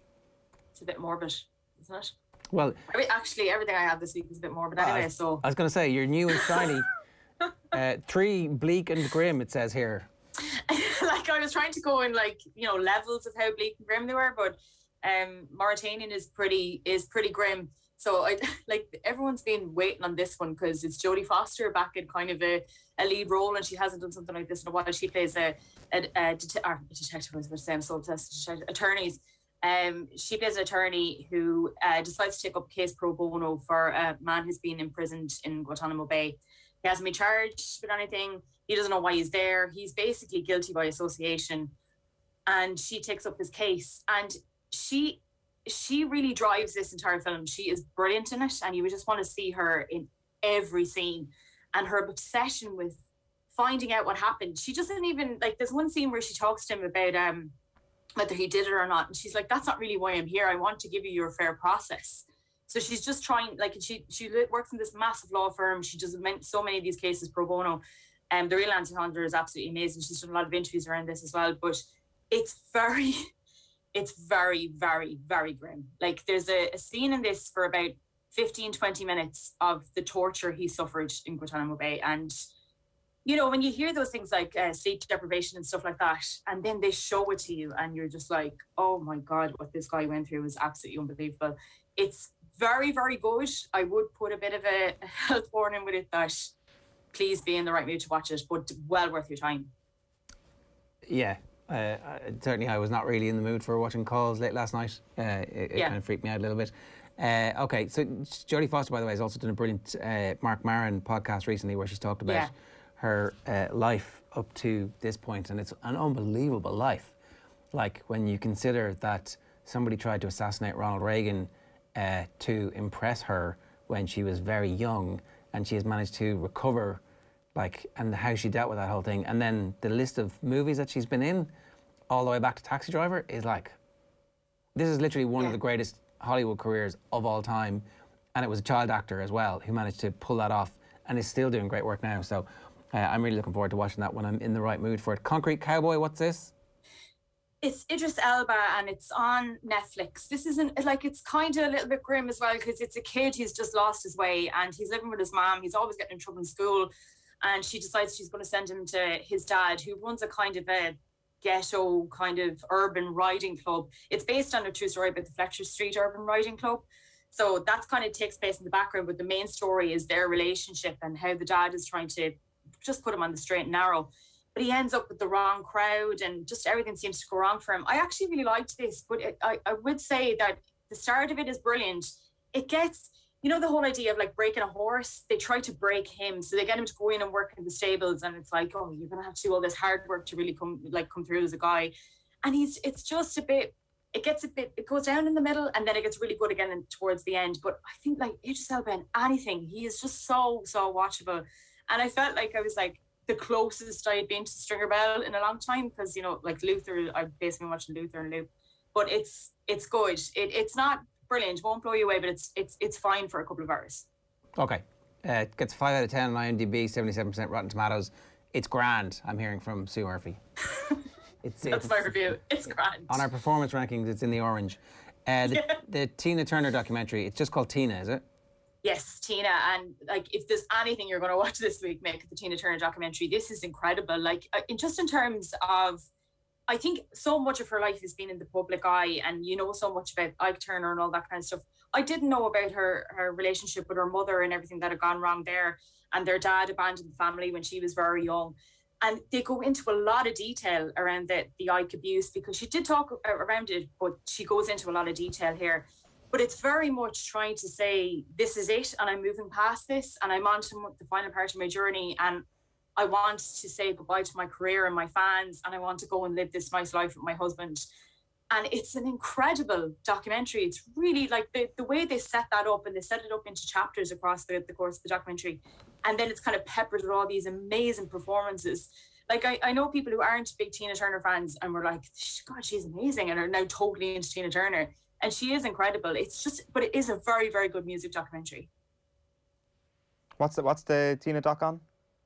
It's on Sky. It's on Now TV, so it's on Sky Docs and Now TV. I think it was an early release on Sky Atlantic, and she's been promoting it a good bit herself. But she basically says herself, this is her goodbye to her fans, and she just like, God, leave the woman in peace. Like, there's one bit in it where like it's years after she's broken up with Ike Turner, and she's in an interview, and so she says to her, you know, he's been arrested on drug charges. Have you got anything to say about that? And she's like, I mean, I'm sorry, and I hope he's happy, but you know, it just constantly being dragged up in interviews for her. I felt really sorry for her. It's excellent. It's a really good watch. Okay. Something you might have missed? Yeah, I'm a bit obsessed with this. This is Criminal UK. I don't know if you guys have seen this. It's on Netflix. There's 2 seasons of it and 7 episodes. And it's brilliant. It's a bit like my favorite bit of any kind of detective drama is when they go into a room and they question the witness, and they question the accused. And this is exactly what it is. It's a room, it's a tape recorder, it's a policeman and detective, and they're interviewing the person connected with the crime. And it's an hour of that. And it doesn't even tell you at the start what the crime is or anything. It just reveals it over the course of the episode. There's some brilliant guest appearances in this. It's David Tennant, Sharon Horgan, Hayley Atwell, really, really good. And if you haven't seen this, like, you'll struggle to turn it off. You'll just want to watch every single episode one after the other. There's also France, Spain, and Germany criminals as well. They're all on Netflix. So if you get get down too far into that one, the algorithm has decided that people are going to like this. It's really cheap to do, and we can bang it out in 7 different countries. Exactly. The future of TV. Wow. But it's brilliant. It is really, really good, and it's good because of the performances. We don't have time for me to dump on season 5 of The Wire this week, so I'm going to have to wait until next week. Deep dive. Finally, Line of Duty, going well, going bad? How is it? I'm loving it, but it's so silly. Like, I don't know if people saw the end of the last episode. I couldn't stop. Like, the end credits rolled, and I was still laughing at the end of the end credits because she's been put in a position that she doesn't want to be in, and she had this like freak out in her car as Davidson, Kelly MacDonald, and she's just like flailing around and banging all the windows, and it's just so over the top and funny. And some of the plot lines, you're like, what's going on? Like the script, but it's so, I know you keep saying it doesn't sound like it's brilliant, but it is brilliant, and there's something brilliant about everyone watching it at the same time as well. But I'm loving it. I just love Line of Duty. It's so good. Okay. Line of Duty is a recommendation to make your brain relax a little bit. It sounds like the big conundrum of the story. Sue, thanks very much for that. More from Sue. Check out on OTBSports.com and on the OTB Sports app. When is it live? It's going out this morning. Right, 29 things to watch over the course of the bank holiday weekend. And the big conundrum of the morning has been cleared up. Our own Christian Crawford has emailed us angrily saying, lads, Inish Falls. That's how you pronounce it. It might have the word fail in it, but there's no failure associated with the Dubs. It's Inish Falls. I'm going to hold my hands up and say Phil Egan and John Duggan were both saying Inish Fails this morning. I'm going to throw them right under that bus because they're both Dubs. Shots fired! They're both Dubs, and they were saying Inish Fails. I'm not going to disagree with them. Well, Christian has corrected us. I stand corrected. For some reason, it was hanging away in the background. Inish Falls. There you go. We have that is the most important thing that we've done on the show since 7:30 this morning. A reminder, of course, if you want to, we have done a really brilliant show from Fairy House. It's going to be airing tomorrow afternoon. It is, of course, the Boyd Sports Irish Grand National on Monday, which is the big race at Fairy House. They are predicting potentially snow on Monday, which might have an impact. Barry Garrity's going to walk the last furlong of the course with us. He's going to talk us through his Irish Grand National success on Shut the Front Door in 2014. Actually, it's amazing. He has this kind of photographic memory of those last 4 fences. And you're asking, like, why do you remember this in particular? Well, because it's his home course. So winning the Irish Grand National, the only time that he did it, and he had a load of fancied horses before that, and he'd never got there. We'll also have a panel with the previous Irish Grand National winners, Nina Carberry. It's her local course as well. She's won it. 2 of her brothers has won it. Her dad won it.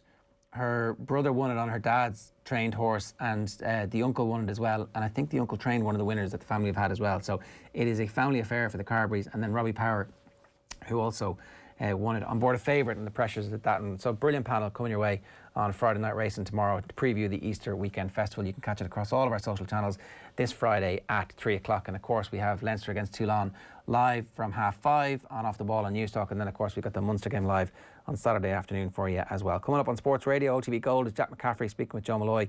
We've got the history of sport. Our retro panel is the sporting mindset, and then OTB Gold at 6 is Nigel Mansell for all the Formula 1 fans who are finally getting their fix after the Grand Prix at the weekend as well. We're back on air and online from 7 o'clock tonight. Get all your podcasts. Subscribe to the OTB AM podcast wherever you get it.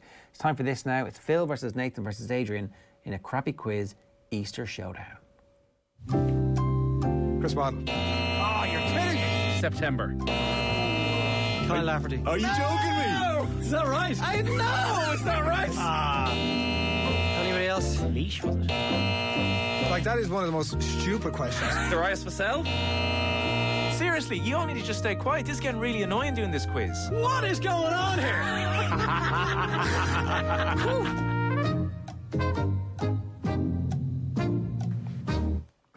Welcome along to the shoutiest segment on Irish radio. It's the scintillating, it's the stupefying, it's the splendido crappy quiz. Every Friday, Thursday this week, we pit 3 of Team Off the Ball up against one another in a no-holds-barred quiz of sporting factoids at the end of the week. Allow our YouTube commenters to welcome today's contestants.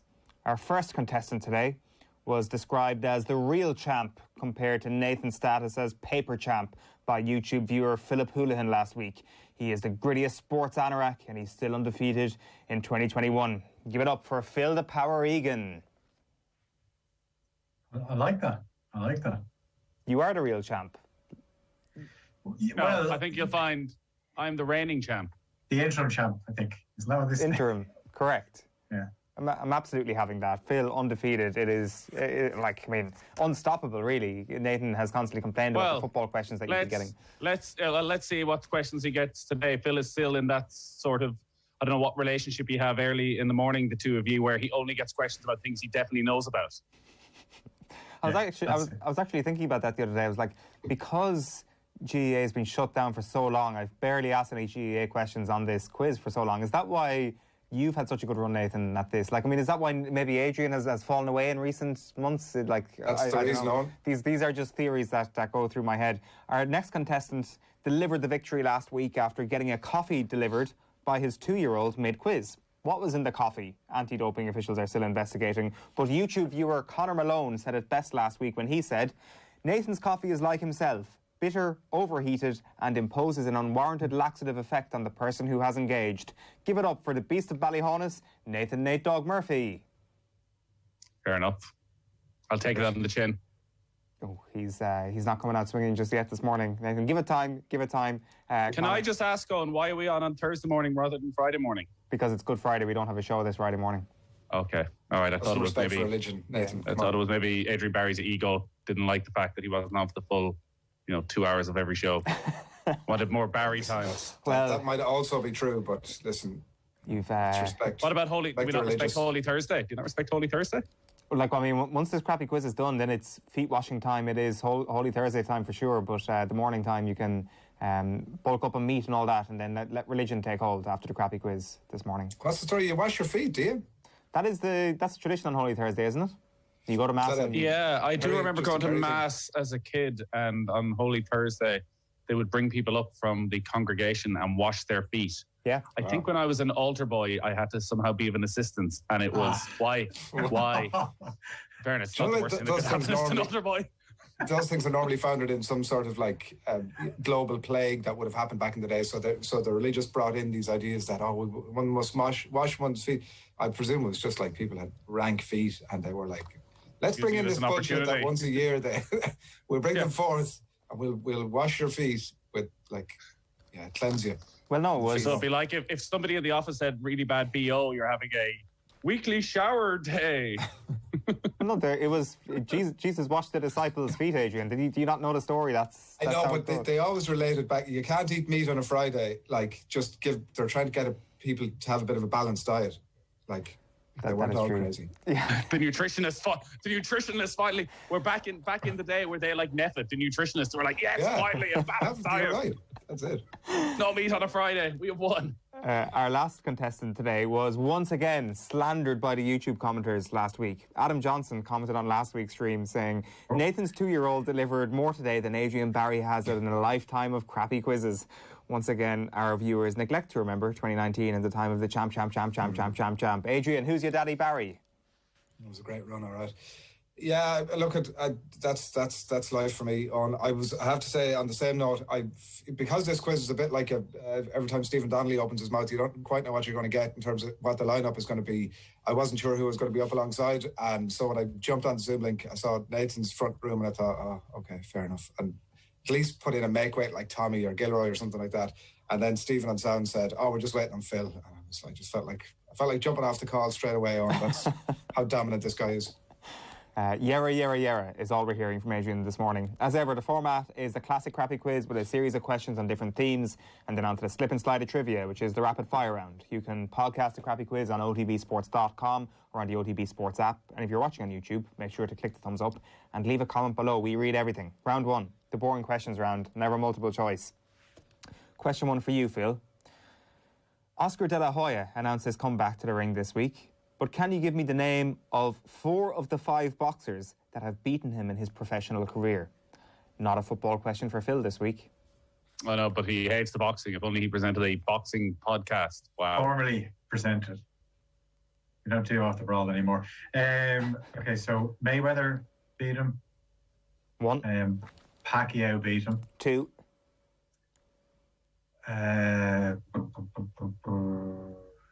Bernard Hopkins. 3. 1 more, Phil. I was going to ask you for just 3, and then Nathan's voice started speaking in my head, being like, easy question. So I turned it up to 4. Felix Trinidad. Correct. Boom. What an answer. Good answer. You're missing 1. It escapes me now, and it's probably really obvious. Shane Mosley was the other one. Sugar Shane, yeah. Nathan. Sugar Shane. Nathan, Sergio Aguero has announced he's leaving Manchester City at the end of the season. But can you name the club he has scored the most goals for City against?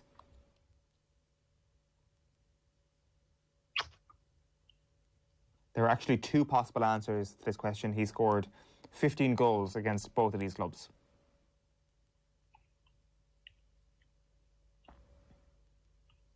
Arsenal? Not Arsenal. Another London club, though, Chelsea, he scored 15 goals against, and Newcastle United. Adrian. Or answer there, by the way. Yeah. Or answer from Premier League. The golfing class between the two heavyweights. I know you can't say that, but I'm happy to point it out. It's a tough one. That was like... Well, a couple of years ago, did they beat Chelsea 6-0 or Arsenal 6-0? Chelsea.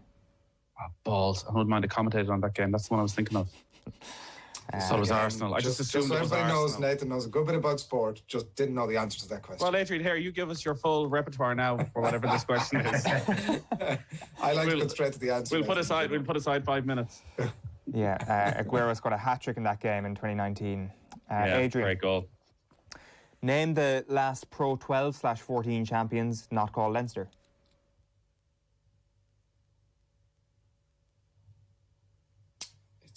It's a Welsh side. And I'm fairly certain it's the Scarlets. Correct. Adrian Barry off the mark.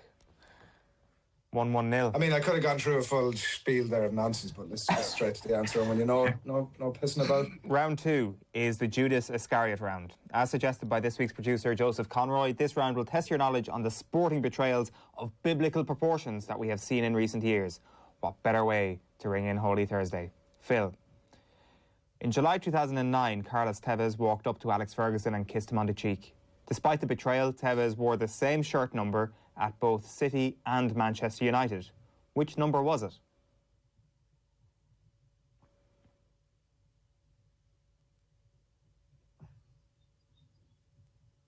$32.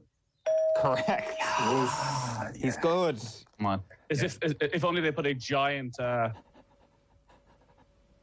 billboard up around the city of Tevez and his number. Because I live in Manchester. Well, you've seen it. Nathan, can you tell me, of all the players who have played for both Inter and AC Milan in the 21st century, which player has made the most league appearances for the clubs? The answer is not Zlatan. So I've given you a hint. Well, that's leading. Sorry, say that again. Who has made the most league appearances for both AC Milan and Inter Milan when you combine them this century?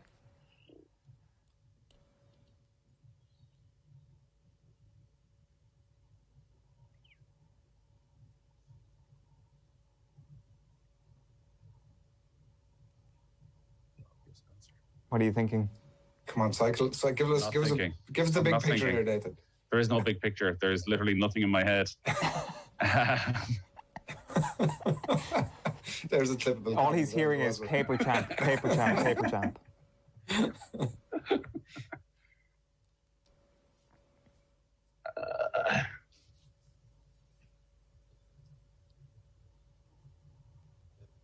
Come on, Nathan. Give us an answer.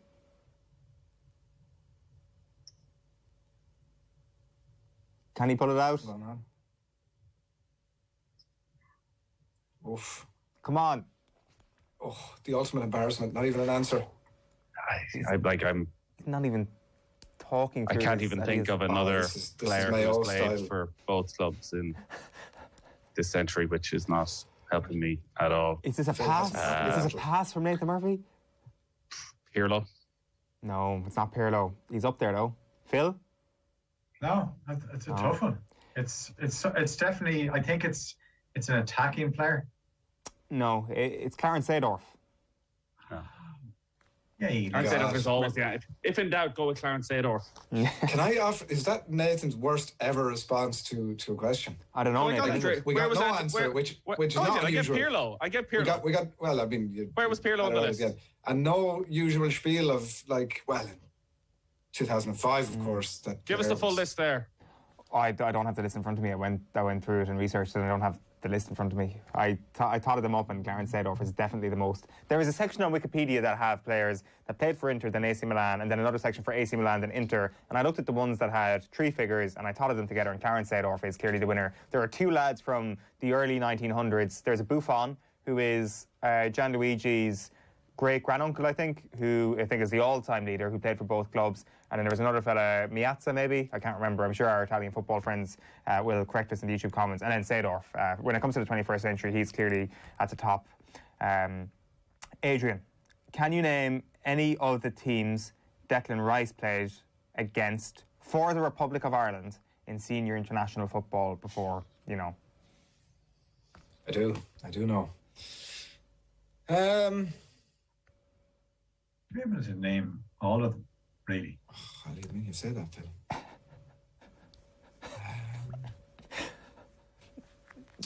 Just such a disappointment in Phil's eyes that Adrian might not be able to get this question correct. I have one lingering answer in my mind that I can't get away from, and I'm probably just going to have to roll with it.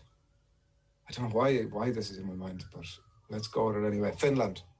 It's not Finland. Turkey. France. Yeah. And USA. USA. Those are the three. Turkey, France, USA. Round 3 is the rock bottom round. After Ireland hit rock bottom against Luxembourg last weekend, this round will bring us out of our collective negativity and help us realise that misery isn't just for now, it's forever. Question 3 for you, Phil.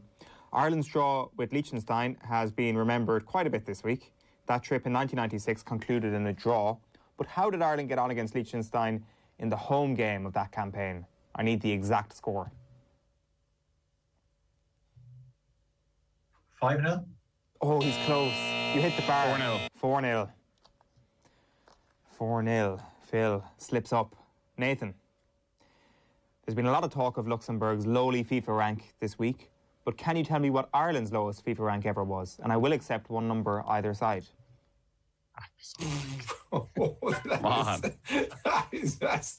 I will accept one number either side. Well, that's generous on. This is very much a case of these questions are not suiting you. Well, 48? No, you were a good bit off. 59 under Trapp. At the end of Trapattoni's era, they went all the way down to 59. Their lowest ever ranking. That was a ridiculous question. Adrian, who scored Ireland's goals in the 5-2 defeat to Cyprus in 2006?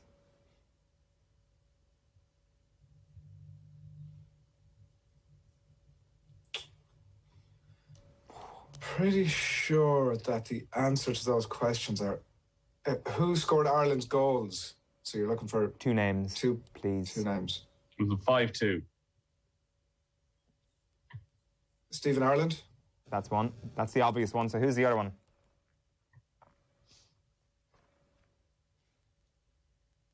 If that's the obvious one, then it's not the other obvious one. Yeah, fair enough. I did give you a hint there. Yeah. Strong hint. Strong hint, yeah. 2006. Gonna need to push you for an answer here, Adrian. I wonder, was it another Stephen?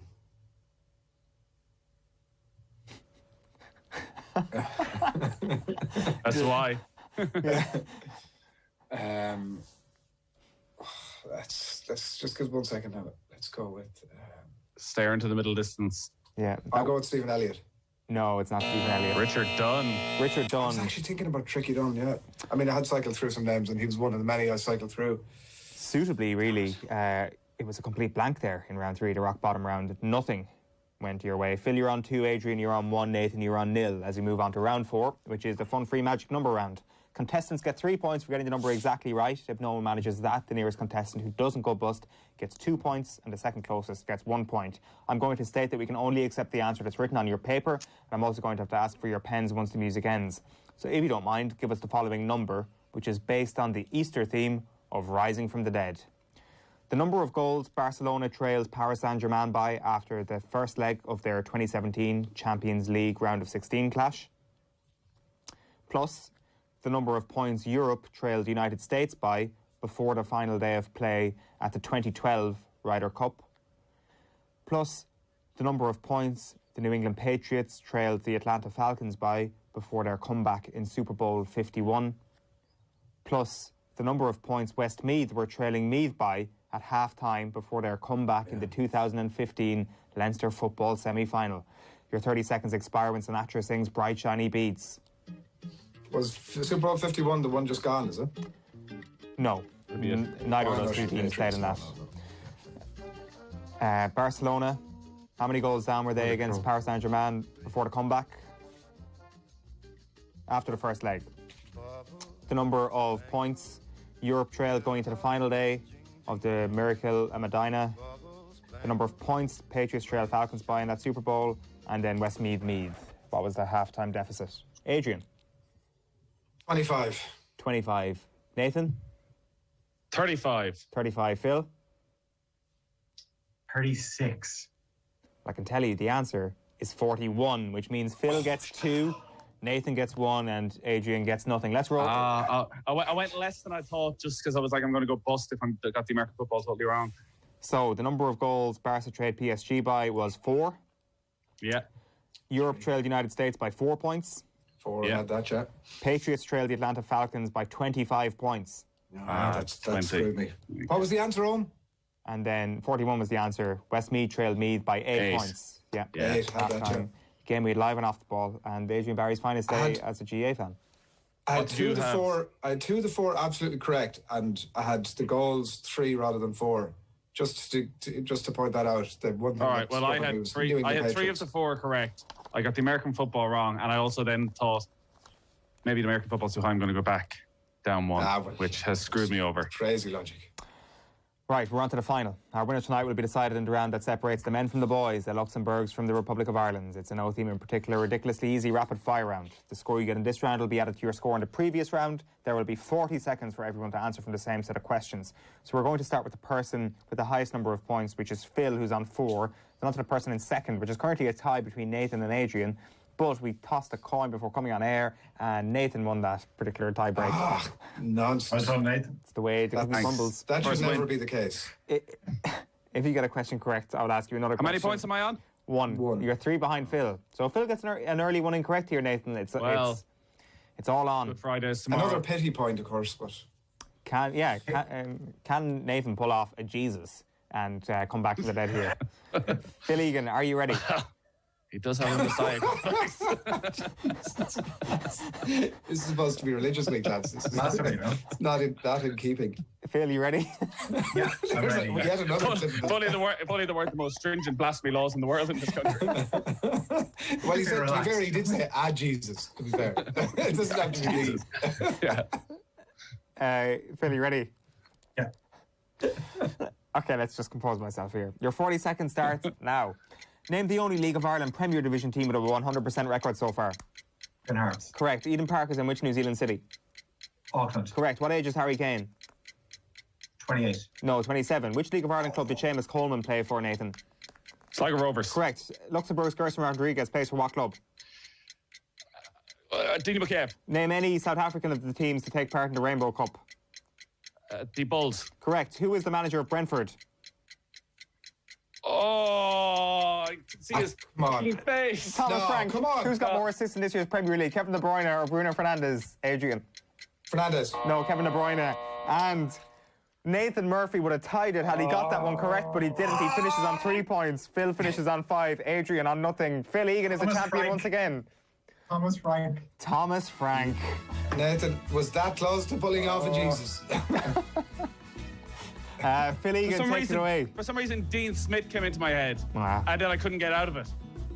You ruined it for the rest of us, Nathan, by taking half an hour or 2. That's an image you just want to get out of your head. I had a chance. That's all the more sickening. Yeah, I should have got it. Should have got it. What was Adrian's question? Adrian's question was about assists, De Bruyne and Fernandes. Phil Egan, what do you have to say for yourself after yet another win? That was squeaky bum time now. That was squeaky bum time. And Harry Kane, geez, he's younger than I thought. Yeah, he certainly is. Well, congratulations, Phil. Commiserations, Nathan, and commiserations once again. Well done, Phil. Adrian, thanks a million for joining us on this Easter special of the Crappy Quiz. We will be back next week with a Masters special. So who'll be putting on the green jacket? Find out next week. See you then.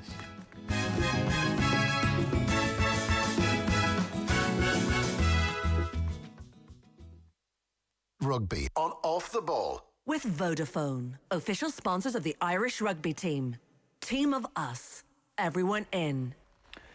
Now, loads to discuss. Get your text into 53106 or add Off the Ball on Twitter. There's an early text in saying, lads, I'm not sure if anyone heard the Gardaí are investigating Munster for making an unnecessary journey to the RDS at the weekend. Boom, boom.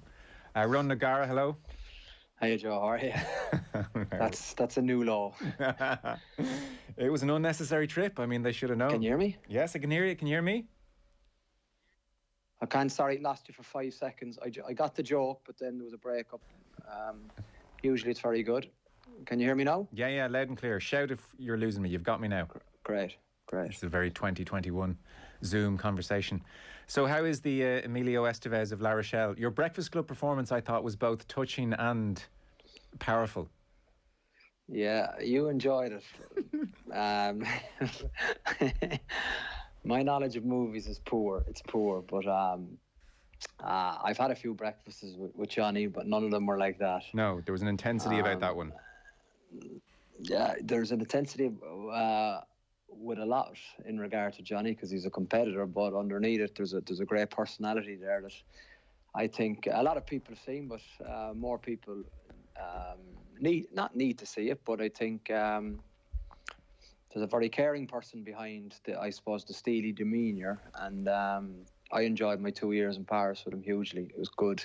It was good fun, even though it was a really difficult probably period in his rugby career, but I think it gave him, I suppose, huge sustenance for the future. Yeah, for sure. Well, look, I don't really know what I want you to say about that video. I just wanted to mention it to you anyway, so we can move off it quickly enough.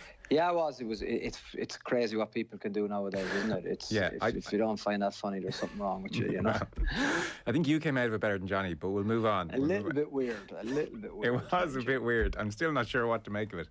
Yeah. Can I throw something a bit left field at you? We had Liam Griffin on the show on Sunday, the Wexford hurling manager back in '96. I don't know if you remember that. I do, of course. Yeah, I've met Liam a few times. Yeah, he's a brilliant man, and we had a great chat. And in the midst of it, he just made an interesting point, where ahead of the All-Ireland final, his aim or his mantra was, "I am going to be the calmest person in Croke Park. I'm going to stay calm all the way through, no matter what." And, you know, some of the way he would do this, he'd go through every scenario. You know, if so-and-so gets injured, I'm going to make this change. If he gets injured, I'll make that change. If this happens in the game, I'll do that. He visualised everything, and his aim was to be super calm on All-Ireland final day, and he achieved it, and it was quite an interesting point he made. So I just, you know, you're a younger manager making your way in the game. That side of the game, managing during the 80 minutes as opposed to all the other stuff, but during the 80 minutes, are you getting good at that, do you feel? Have you found an approach that suits you? Do you take on loads of information and stats, or do you just trust your eye? Or, you know, there's so many ways you could approach it. Get fired up, not get fired up, all that stuff. And I don't have a set routine as of now, because I still think that it depending on what role I suppose you have in the team, are you the ultimate decision maker, or do you feed into the decisions? You know, because when I was an assistant coach at Racing, for example, I experienced a red card for our team after 23 minutes, which was a number 9, and Max Machino got sent off. So I just threw the book on the ground in frustration, and kind of just literally threw my 2 legs up on the seat in front of me and just sat back for a little bit and kind of, that's that game gone, you know? And then something inside you just says, okay, just sit tight here a second, because all logic and all statistics and all data would point that you have to replace your number 9.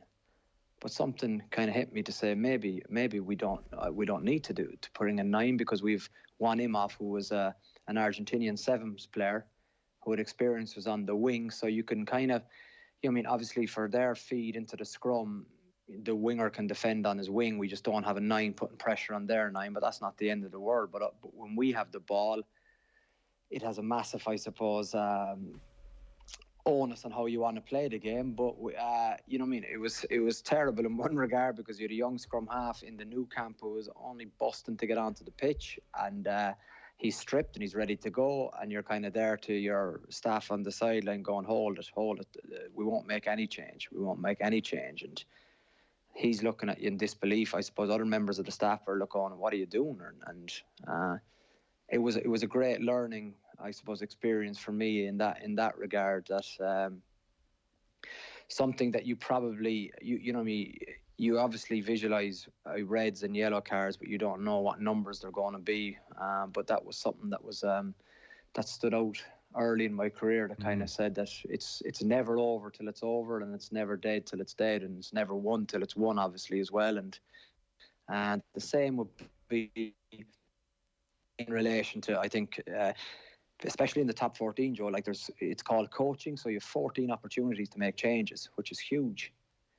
But you can bring a guy off, you can bring the other guy back on, but then the guy that you've taken off can't come back on unless there's an injury. But then there's, I suppose, asterisks around front rows and asterisks around concussion, and there's asterisks around, I suppose, head knocks and blood. But it's something that is more so, even as every year goes by in rugby, it is a 23-man game. It's very different, I suppose, to my time, I would think. And when you probably started with your best team, you look at Eddie Jones now and he's looking to finish with his best team. And there's a lot of logic to doing it whatever way you think suits your team best. But yeah, you have to be... OTB AM. With Gillette, put your best face forward with our new and improved razors.